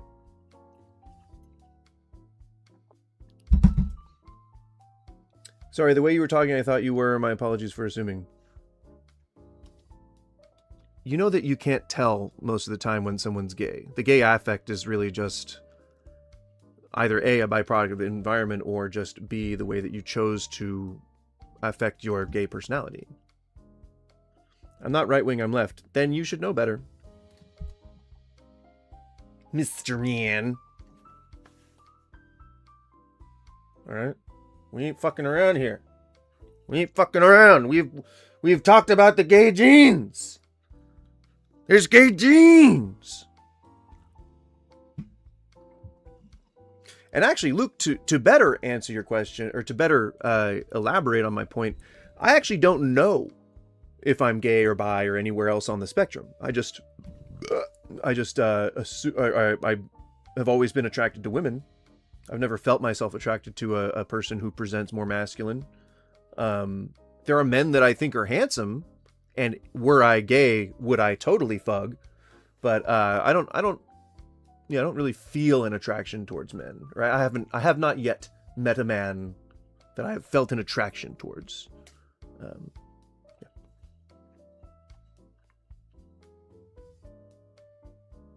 I didn't think you were, but you seemed really upset when that conversation came up, and like I was attacking you personally.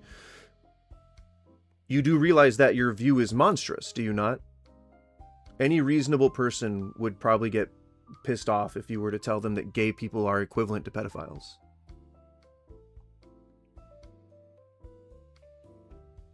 I think justifiably so.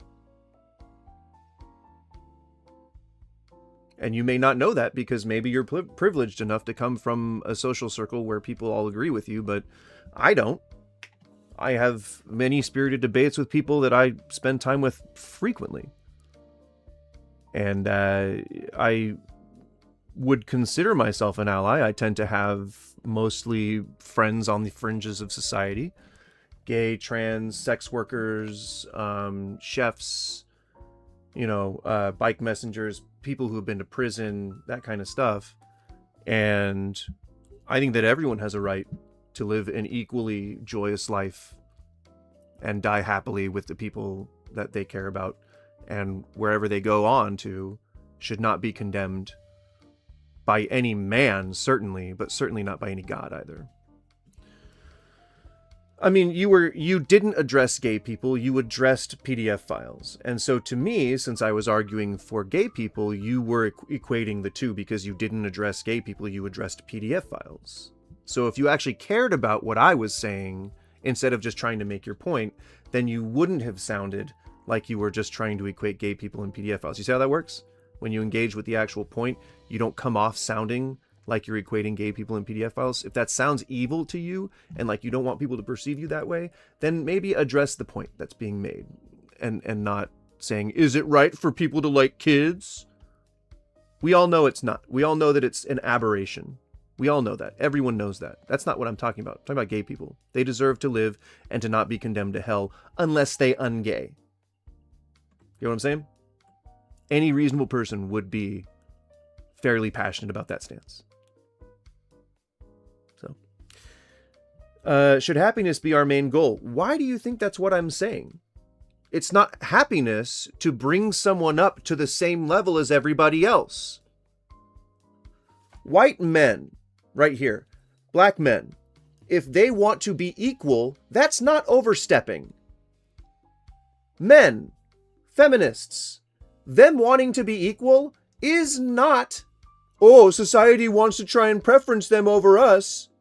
Dude, bringing someone up to your level is not preference. It's not granting them happiness. It's just allowing them to exist. That's it. I'm a humanist. I think all people should be able to do what they want as long as no one is hurt. Yeah, as long as it doesn't break any kind of moral or applicable laws, you should be able to do pretty much whatever you want. I know it's not right, but I'm trying to understand why you were saying one sexual desire was okay, but because being gay is how you are as the core of the person. It's not a choice that you make.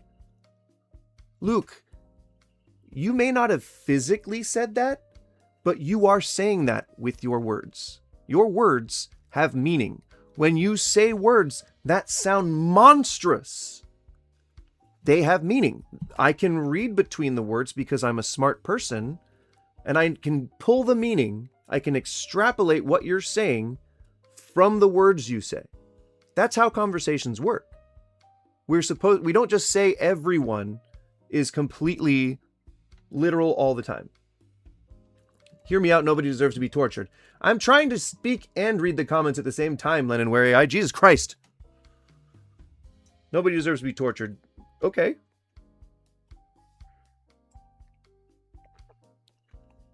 Right. I mean, my whole point is that if you're going to believe a monstrous thing, if you're going to support a God that believes a monstrous thing or that effuses a monstrous thing, just be consistent and say that you don't like gay people.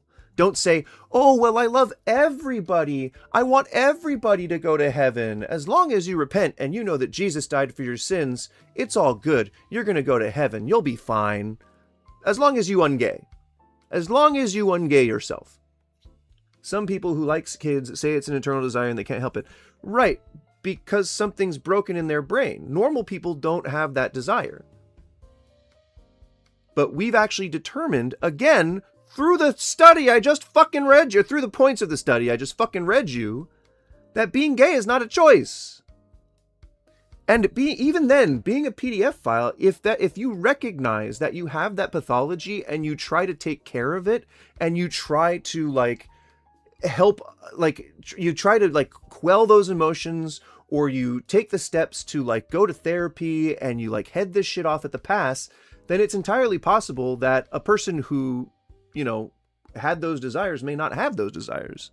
But if you wrap them up in religion, where they continuously just have to repent and answer to some credible partner who doesn't take a pay cut, then you are actually inhibiting the ability that they might have had to improve themselves. So if anything, if you're encouraging a PDF file person to not seek treatment therapeutically and instead to embrace religion, you are harming them and you're allowing them to continue with that pathology. I love gay people. I love everyone, right? Until it comes time to enter heaven.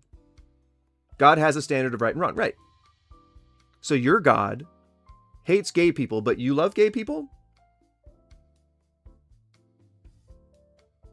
You know they go to hell, right? Are you aware of that? Are you aware that they go to hell? That they spend eternity in the lake of fire? It says so in the book. If there's an individual who created everything, should that person have the right to say what is right or wrong? No. Absolutely not. And even if he does, then he can create the rules that say everyone gets to be who they truly are, instead of being a fascist piece of shit and saying you get to own slaves, you get to murder child brides if they don't bleed on their first time, you get to, you get to go to heaven as long as you ungay or untrans. Right, Luke, you see how you're using circular reasoning right here? It's always, oh, he doesn't hate gay people, but he wants them to change. But he really doesn't hate gay people, but he wants them to change. But he doesn't hate gay people, but he wants them to change. But he doesn't hate gay people, but he wants them to change. It's always, well, I'm not going to get into heaven unless I become not gay. No, he loves you. Okay, so he loves me. Great. He loves me, so I get to be whoever I need to be. No, I'm sorry. You're going to have to be ungay before you can get into heaven. Back around to he hates gay people. See what I'm saying? Microwave, no, I did not say that religious people can't be moral. What on earth are you talking about? Religious people just happen to have a laid out, very specifically tailored structured set of morals that it imposes upon people rather than letting people come up with their own senses of right and wrong. I have the desire to sleep with multiple people at the same time, or just like, would you say that you are infatuated with many different people at the same time and you can't decide who to date? Or what does that mean? You know, I'm a little confused. You can be an inclusive religious person. I know, Microwave. Jesus Christ. Do you people not listen? Like, Lutheran is often welcoming of the gays and the trans. Some Pentecostal fucking congregations. The Baptist ones? Some of them welcome gay people. Yeesh.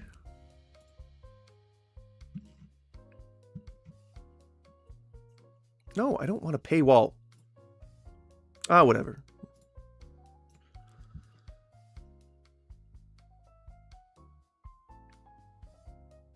Not ungay.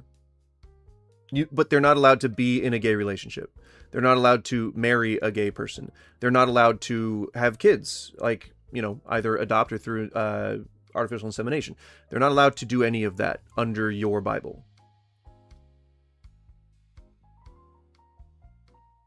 Pretty sure. It always, like I said, it's always coming around full circle, Luke. You can keep saying excuses, and it's always going to be, at the end of the day, you're not allowed to be gay and enter heaven.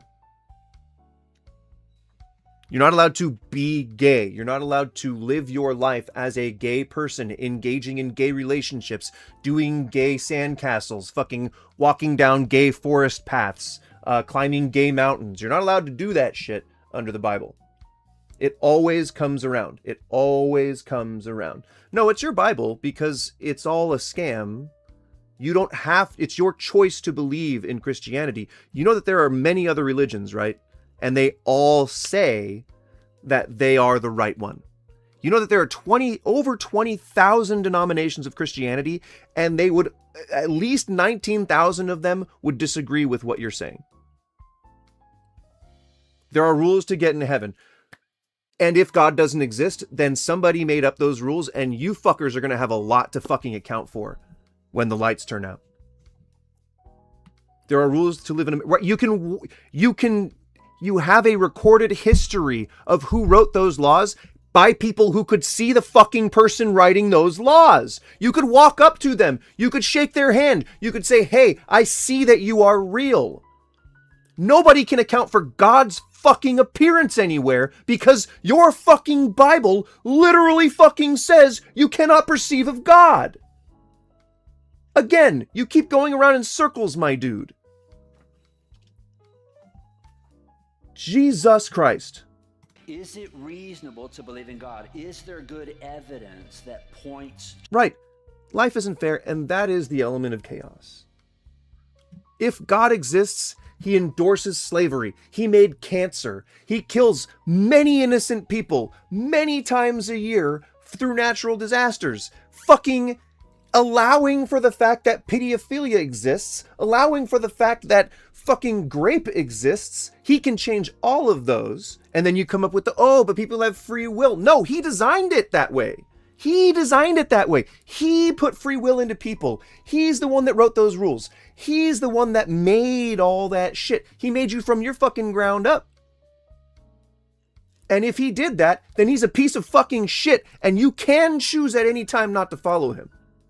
But you choose to follow him because you don't like gay people, because you don't like trans people, because you think there are some people who don't deserve to get into heaven while still standing on your fucking high horse with your Bible in your satchel, never having fucking read it, by the way, saying, "Oh, I'm better than you because I love you. I want you to be part of my eternity. I want you to be part of everything that I'm going to be part of. I want you to understand that my guy up here, my credible partner that doesn't take a pay cut, he's totally legit. I promise that you don't have to just believe what I'm saying. Just pray for a little bit. Just pray and it'll be fine." Right, and you can choose not to follow him. I choose not to follow a fascist dictator who advocates for slavery and for killing gays and for killing, well, not killing gays, people use the Bible to justify that, but for advocating for killing child brides, advocating for, treating your slaves like their property and passing them down to your kids. I'm not saying I'm better than you. I'm probably way worse than you. You are way worse than me because you follow a God who endorses slavery, who endorses wholesale slaughter. The only reason that I consider myself better than you is because I don't subscribe to a religion. Because your religion tells you it's okay to own slaves. That's just one reason why I'm better than you. Because I don't believe that taking slaves is good. And you do. Very simply. There you go. Me 1, you 0. Me 1, you 0. Just for that. Just that one thing puts me above you. Even if you passively endorse slavery, you're still endorsing slavery. I've done way worse stuff than you, and so I'm thankful that... Oh, man. Now it's but God saved me. Now, God saved me, That's how I know. Goose, but you're being overly literal. I'm reading the Bible. I'm taking the information from the Bible. Don't humans allow those things also, as they are still present? If God isn't real, those things still exist. What, you mean like slaves? Right, but if God is omnipotent, all-powerful, and he's the one that made all the rules, he could have ruled that out. He could have said, I think owning people as property is probably not a good thing. I'm just going to go ahead and not do that. He could have decided that at any time. If he's omnipresent, all-powerful, all-knowing. Also, did you know, Jonathan, that women only bleed their first time on about a 40% likelihood? I worded that really complicated, but women on their first time only bleed about 40% of the time. Luke.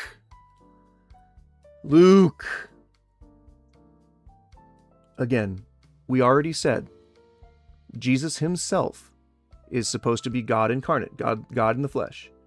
He came to said, not a jot or tittle of the old laws shall change. I come to not abolish the old laws, but to fulfill them. That specifically refers to the laws of the Old Testament. But if God isn't real, humans did those things. Yeah, no shit, Jonathan. Humans have the capacity for great evil. And we have fulfilled that capacity time and time again throughout history. And attributing it all, or at least our absolution, contributing our absolution to God, really kind of takes away a little bit of our achievement. Just saying.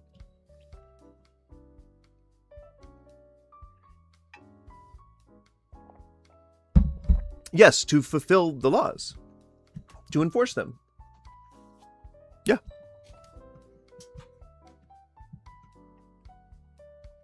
I can prove atheism is science fiction. To be fair, GM can end an adventure path module right away by solving the problem, striking the BBEG with lightning, etc. But that would be a bad GM because it would deny player agency, but also it would be boring. Yeah, but this is God. He's the creator of heaven and all things. He doesn't appeal to anybody's sensationalism.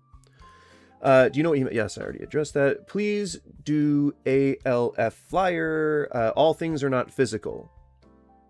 This desk is physical. Atoms exist. I have a book. I can, look. Things are physical. You can't... I think where you're going is... Oh, yeah, see, materialism.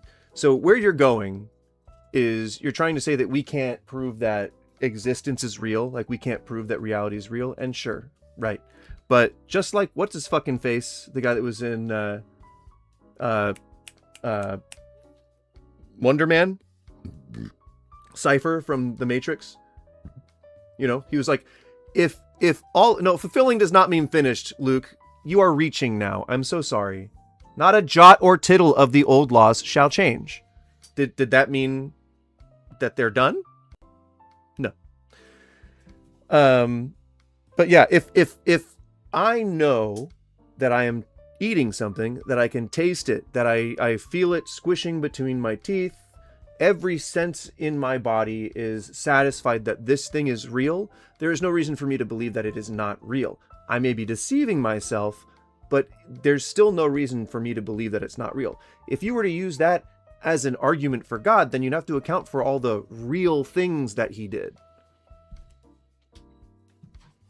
Luke, I just said what Jesus said.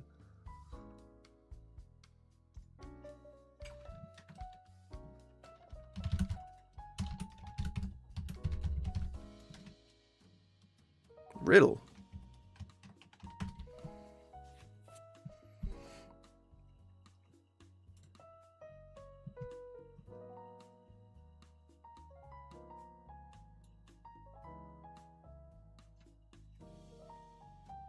So, is that, like, for real? Oh, yeah, Luke, it always comes down to, oh, they translated the Greek wrong. But you know that if it was translated exactly the way that it's supposed to, it would actually disprove most of the Bible, right? Because you know that people added those things on, right? Did you not know that? Seems like you don't know that the history of what happened. I'm just saying. Right. What does that mean, Luke? If perfect simulation is actually possible, then we probably are a simulation simply because of the numbers. Well, yeah. But if I know that all of my senses are telling me that something is correct, I have no reason to believe that it's not. Spontaneous remission helps the miraculous healing argument. What the fuck are you where was the last thing you said? Oh, atheists must presuppose all things are physical, otherwise immaterial realities exist. What? You can't reason your way into God, man. I'm sorry. You cannot use philosophy to prove that God exists. You can in a debate, sure, but you can make anyone believe anything on a flowchart because you're the one that writes the flowchart. No, read it. Read what? For truly I tell you, until heaven and earth disappear. Should I continue, or did you hear these words?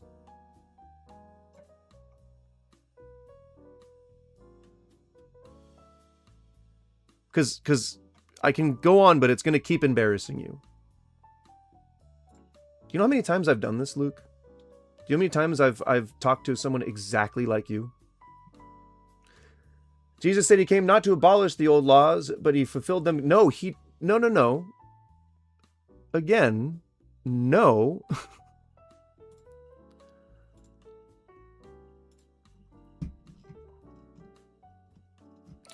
Do not think I have come to abolish the law or the prophets. I have not come to abolish them, but to fulfill them.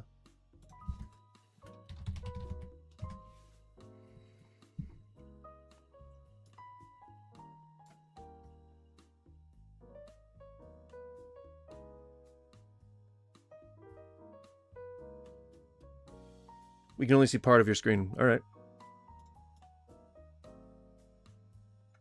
Ah! No! Help!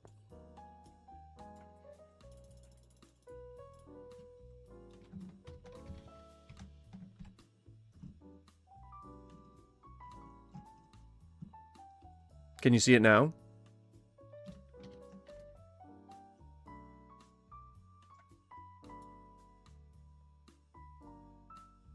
Can you see that? Luke? Cynical, yeah. Today or tomorrow? Today's Tuesday. Today, tomorrow, and Thursday I can hang out. And all 3 of those days if you wanted. Okay, that verse converted me. I'm Christian now, guys. To overcome the trial of temptation, we must act upon our faith in truth that is Christ in order to be rid of our impurities and filled with the Holy Spirit so that his... Yes, Jesus, please open me up. Split me open. Please, Jesus, split me open. Guys, Christians, hang on, guys. We're gonna pray. Okay, bow your heads, please. Dear Jesus, dear God, Jesus, dear Jesus, oh Lord, split me open. Come inside. Come inside and split me open and pour your seed inside me, the seed of truth. Pour it inside me and split me open and get real deep and go super balls deep and just get in there.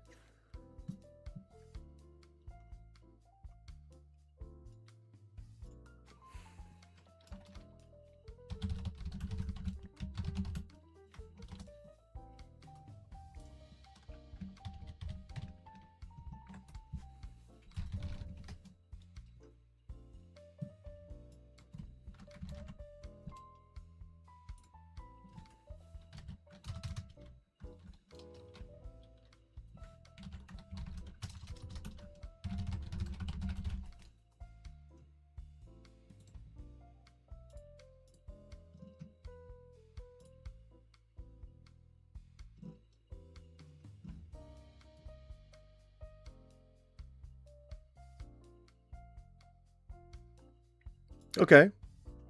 Cool. So to fulfill, to make full, pass, or to be filled, full, complete. Cool. I looked it up. That's awesome. Thank you so much. I appreciate it. But also, if we just go back to the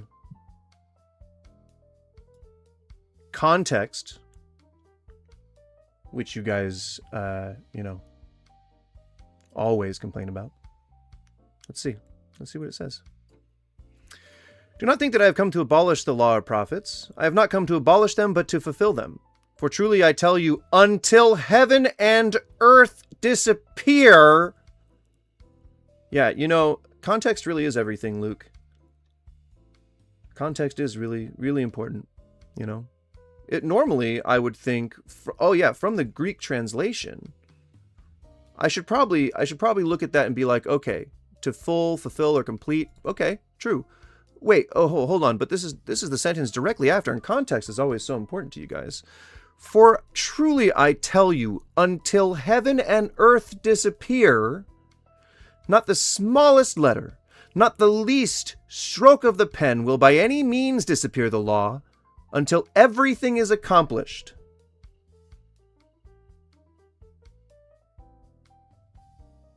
Right. This doesn't absolve you, man.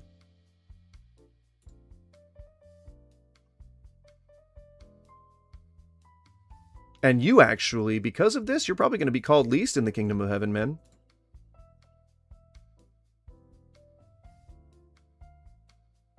You don't even surpass the Pharisees in your righteousness.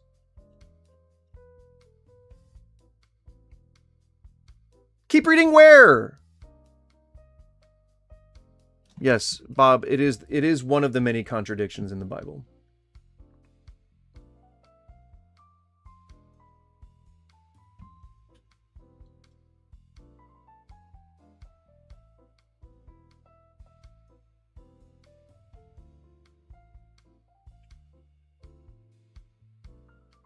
Based on my understanding, Zyrian, I read the Bible, man. I'm reading you the Bible. I'm reading the Bible for you guys. That's what I'm doing. I didn't go to heaven even if you don't know God because you can still be a good person. Thank you, ZVXWXVWZQ. I agree. If there is a heaven, you're probably going to be able to get in as long as you're a good person. That's all I care about. If there's a heaven, I hope that it is based on just deeds, and if you're a good person, you get to go in. That'd be awesome.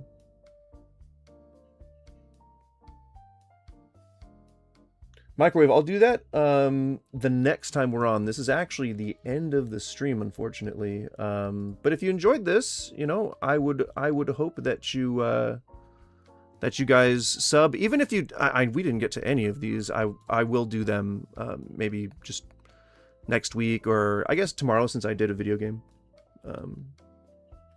Perhaps we can just do another talk stream tomorrow. We can do more of this stuff. It depends on what I feel like, it's always one of those things. It's a whim. But thank you guys. I appreciate it. You're the most viewers that I've gotten in a little while, so I appreciate you sticking around and hanging out. There's been a lot of like backlash on big creators lately on Twitch and Kick for inflating their numbers, and I just wanted to say, even to people who don't agree with me, thank you, because I don't feel like I have to even consider something like that. I hope that, you know, people will allow for this community to grow organically, and even allow dissenting voices to exist in the same spot, you know? You mock me, yet I am quoting scriptures, sow God's word and reap his promise. Yet God, the Bible itself is a pretty fucked up book. So I'm don't know if I'm mocking you, but I would certainly mock the Bible openly. Oh, microwave. Okay, yeah. What time? What do I believe? I'm an atheist. What time? I will be on tomorrow at 9-ish Pacific time. It's funny they'll believe the Epstein documents, court orders, IRS subpoenas, Reddit docs, but not the ancient historical eyewitness accounts. But nope, but Aristotle's real Caesar. What the fuck are you talking about? Do you believe heaven is real? I don't know. I have no idea. Leftist echo chambers are so disgusting and grimy in their self-righteousness. Dude, like, it has been crazy lately looking at all the infighting that's been going on. Like, who's more leftist? I'm more leftist. No, you're more centrist. I'm more leftist. No, you're more leftist. I'm not a big fan of all of that. I guess it is an echo chamber. I'm not really a big fan of those insular communities. Like, I don't mind consuming the content, but I'm not a big Hassan Piker guy. I actually think that he does a lot more harm than good.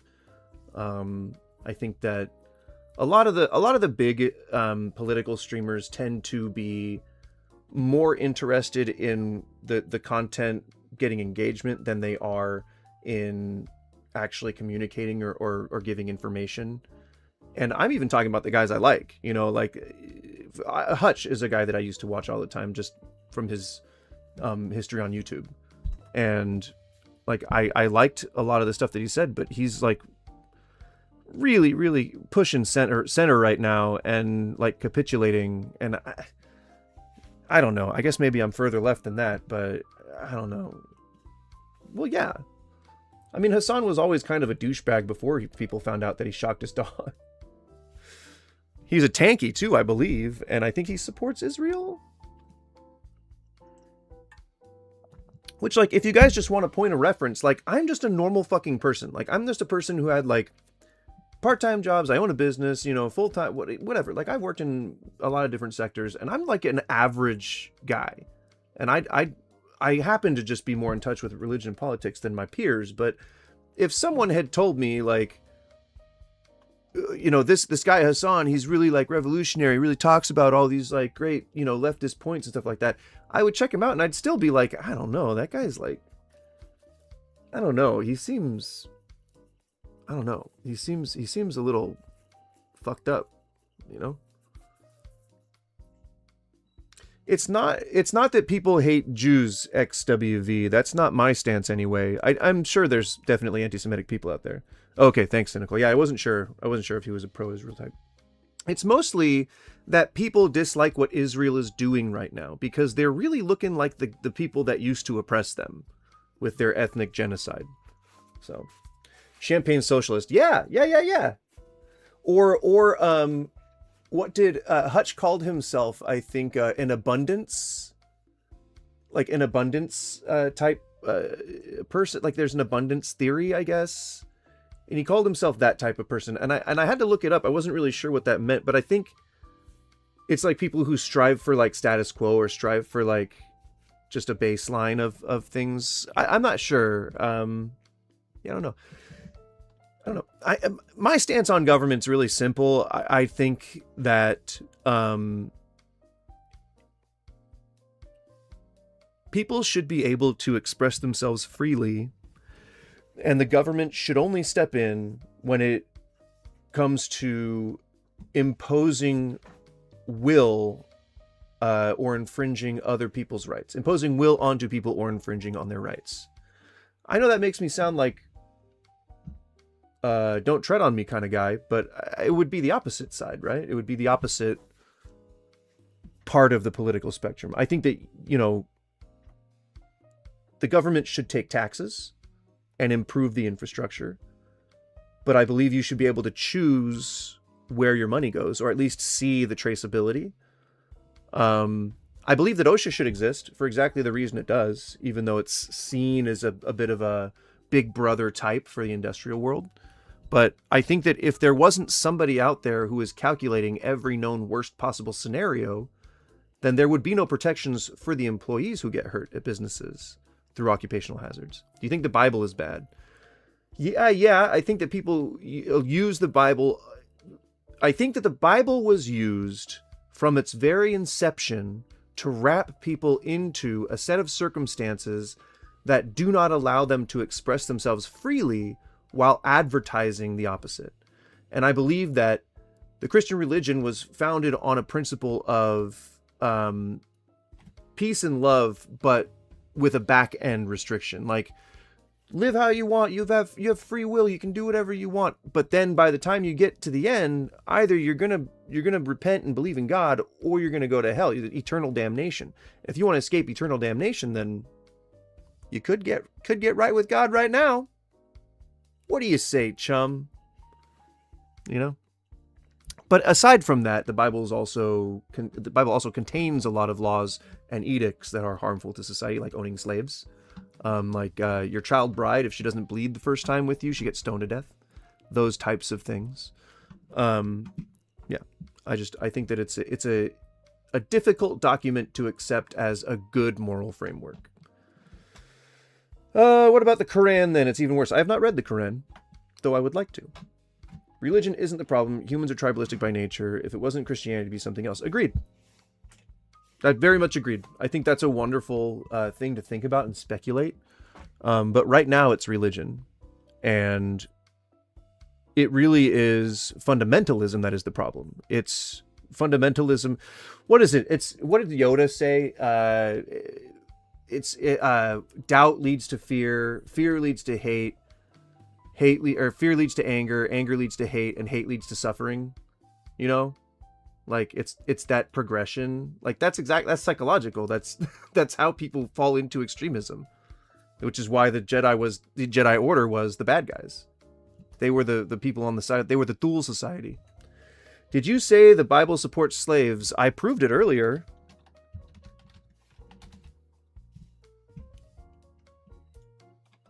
Why is Google the thing that's on? Everything else is on 80% zoom and the Google's on. Okay, I was just about to say that I don't act like an old man, but I just said the Google, so I guess I do act like an old man. Sorry, I'm old. I apologize. I apologize for my oldness.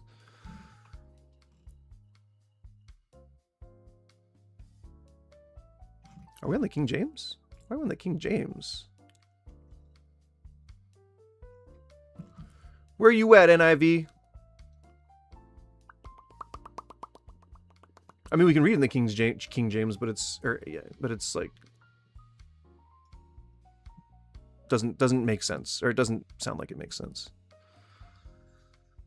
There we go. Your male and female slaves are to come from the nations around you. From them you may buy slaves. You may also buy some of the temporary residents living among you and members of their clans born in your country, and they will become your property. You can bequeath them to your children as inherited property, and then can make them slaves for life, but you must not rule over your fellow Israelites ruthlessly.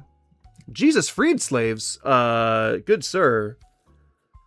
Jesus himself came to say that not a jot or tittle of the old law shall change. I have come to fulfill the old law, not to abolish it.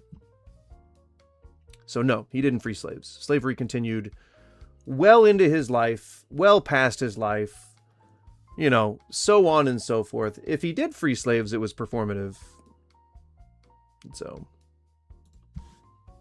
just saying. I mean, what's his face? Let my people go. He freed slaves, but then they went and took slaves. So I don't know what point you think you're making. Did Jesus free slaves?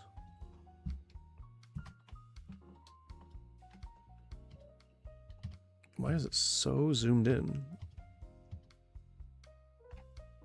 Jesus did not directly command the abolition of the Roman-era institution of slavery or physically free enslaved people. But his teachings on equality, love, and human dignity provided the theological foundation for its later abolition while not directly condemning it. Jesus in the New Testament focused on transforming hearts, promoting spiritual freedom, and challenging the master-slave hierarchy.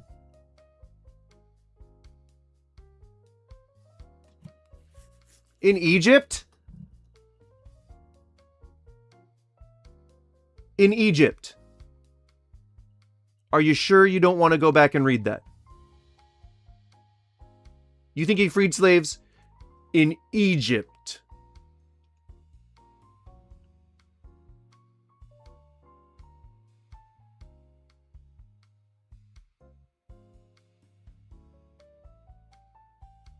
Okay, dokie.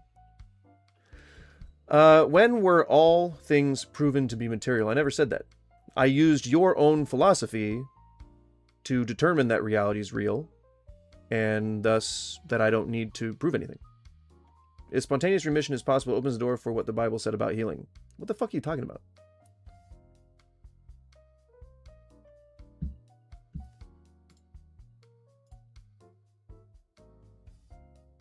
XVW, no, I'm sorry.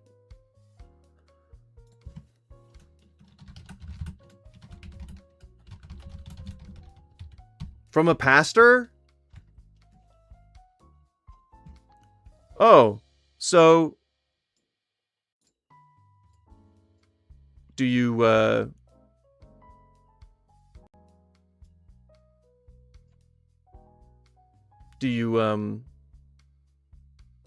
to just listen to Jesus went to Egypt shortly after his birth, likely around 4 to 5 BC, to escape King Herod's slaughter of the innocents, according to Matthew 2:13-14. The Holy Family stayed there until Herod's death in 4 BC. Boy, he was... Well, you're talking about fucking Moses, you asshole! Did Jesus also part the Red fucking Sea? Atheists are stuck in 80s sci-fi? You mean like you saying that reality is not real? Come on, man. I did hear that Jesse Jackson died. R.I.P., man. Retro science may not... Okay. Okay, maybe it wasn't Egypt, but it... No! The plagues were during the Exodus! Oh my god. I feel like you are rage baiting. I feel like you are rage baiting. Or no, you thought you were right at first, and then I said that you were wrong, and I showed you where you were wrong. And then you were like, no, I'm making stuff up. I promise it was Jesus. He sent Moses.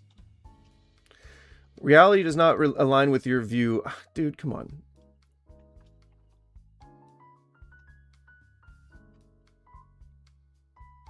Did you know that... Right, he was Reverend. What does it have to do with anything? He was a Reverend.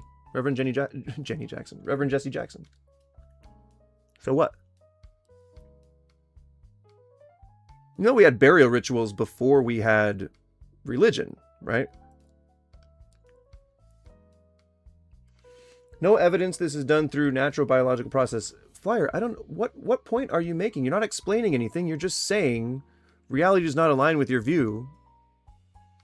I already proved to you earlier, philosophically, that I can make the argument the reality that I perceive is real, because I perceive it to be real.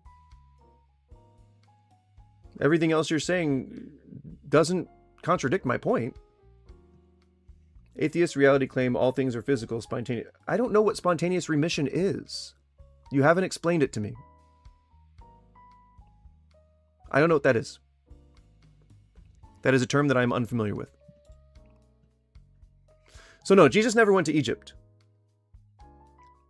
XVW, he never went to Egypt. He went to Egypt when he was a baby, but he wasn't freeing slaves when he was a baby. I can tell you that much. What's your opinion on Jesse Jackson? Really good guy. Did quote-unquote the Lord's work, but probably had views on gay people that I wouldn't have agreed with. But he certainly did a lot for civil rights. Also, death studies in the gray zone of death consciousness have been reported outside the body with no brain or heart activity. That's... Okay, what pseudoscience did you pick that up from? Not into hippie woo-woo shit, man. Atheism is not living in modern... I'm an atheist. I live in modern reality. I have a modern mindset. I don't know what that even means. Jesus freed 0 slaves. I mean, that's what I was getting at, but, you know. XVW seems to think otherwise. The only time he went to Egypt was when he was a baby, and that was after Moses. Way after. When did Jesus command Moses to free the slaves? Let's see what Google says. Based on the biblical narrative, it was God, not Jesus, who commanded Moses. Why can't the AI just play along? You know? Why can't they just play along? Why can't it just, you know? Oh, XVW. I'm sorry.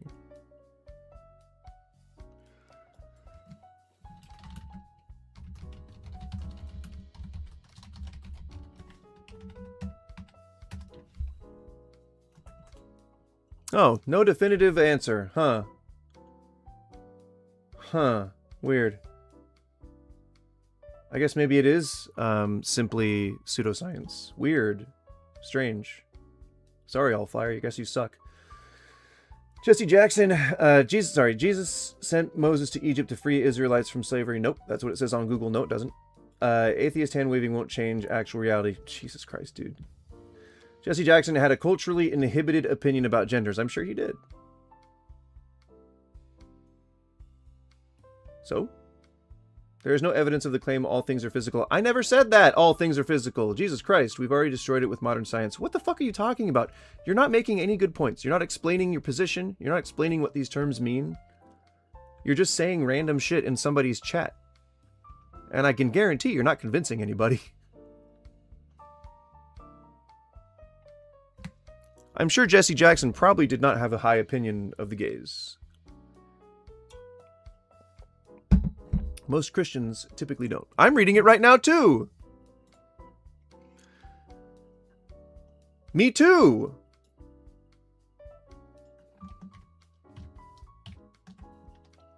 It's on the screen!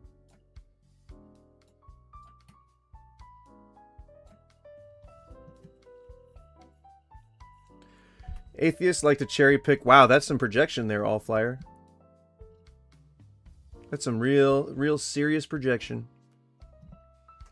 Tell me the verse, man.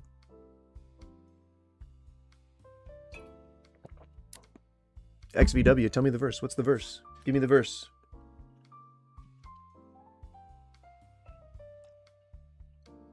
Nice to meet you, Muslim. Get it? I am fine. My name is Goose. What's your opinion on them? Who? Goose, do you think atheists are smarter than Christians? I've come to think that's totally false. That atheists are smarter than Christians? There's stupid atheists, there's stupid Christians, there's smart atheists, there's smart Christians. There's smart and stupid people in every single category of humanity. Just saying that somebody is smarter than somebody else is a pretty dumb thing to say, actually.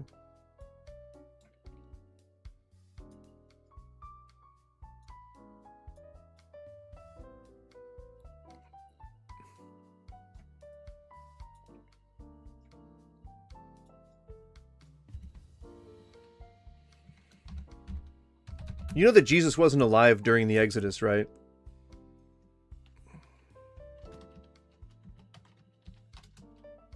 Or not Exodus 12. Is it Exodus 12? Yeah. Exodus chapter 7 to 12? There's no way I'm reading that many chapters. I'm so sorry. Jesse Jackson was a smart man. He certainly did a lot for civil rights.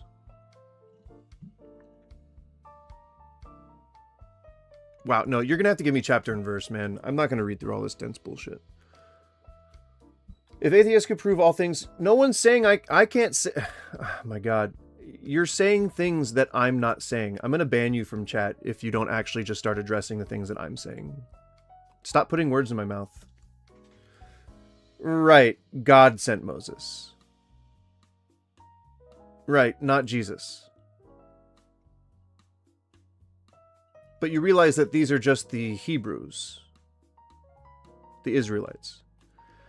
Atheism requires a denial of immaterial realities that exist, and we have... What do you... I don't believe any of that stuff. I don't know what that means. I simply don't believe in God.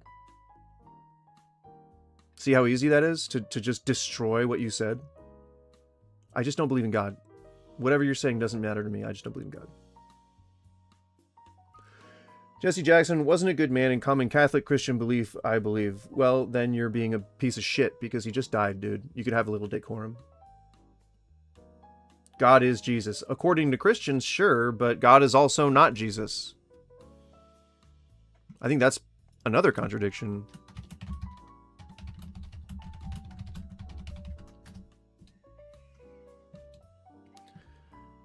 Christian doctrine of the Trinity posits God as one essence existing as three distinct co-equal persons, Father, Son, Jesus, and Holy Spirit. Jesus is fully divine and shares the same nature as God. He is not the same person as the Father. I'm not just reading verses. Goran Brankovic, if you have a point, make it, and then we can look at scripture to see whether or not you're fucking dumb or smart. Okay, not fucking dumb or smart. That's me being a sensationalist. We can see whether or not what you're saying applies to something that I believe or not. If atheism was true, there's no true or false to atheism. It's simply a belief that people have. You don't believe in God, or you don't believe God exists. I just don't believe in God.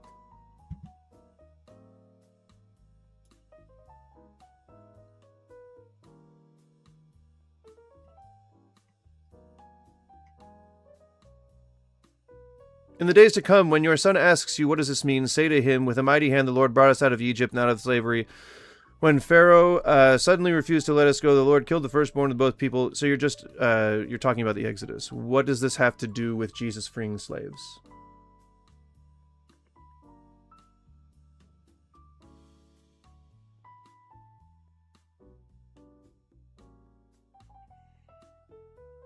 God and Jesus are not the same thing if you believe in the Trinity. So, unfortunately, Goose is right here because God is Jesus. Don't try to understand it too weird. Right, God is both Jesus and not Jesus, according to you guys. We know atheism is false. Atheism is a belief that people have, you fucking idiot. And incoherent since it fails to ground logic. It's a belief people have. I don't believe in God. Atheism is the same thing as theism, but without the God. It's theism, I believe there's a God. Atheism, or theism, I believe in God. Atheism, I do not believe in God. Sorry. All flyer, you're... Bye. You're not actually talking to me. You're just talking at me, and I'm not a big fan of that. So, I'm just going to put you in timeout for now. And you can type again when you actually try to engage with what I'm saying. Sorry. Jesus is God's physical form, but also not God, because the Trinity is the Holy Spirit, which is separate from God, Jesus, which is separate from God, and the Father, which is God. Do you see how that's a contradiction?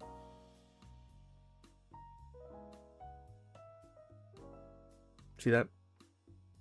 Anywho, I'm way over. I'm a half an hour over my stream time, and I have to get dinner ready for my family. So, thank you so much, guys. I appreciate it. You guys are really inspiring me to you know, keep streaming. So I appreciate it.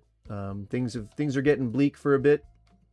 Just doing a lot of zero viewer streams for a while, but it's nope, still wrong. XVW, still wrong. Because the Bible contradicts itself right there, and the only way that you can do it is with circular reasoning, like Luke did. Have a good one, guys. Thank you so much. I really appreciate it. Do you have a special comment you want to make about Jesse Jackson? What the fuck, dude? Jimain Event. Thank you for stopping in. Thank you, guys. Well, then, XVW, if you Googled the Trinity, you would know that they are all separate things, not the same. Even though the Bible says that Jesus is God in human form, that's a contradiction. And if you see that one contradiction, you're going to have to see other contradictions too. So that's why your faith cannot allow you to do that.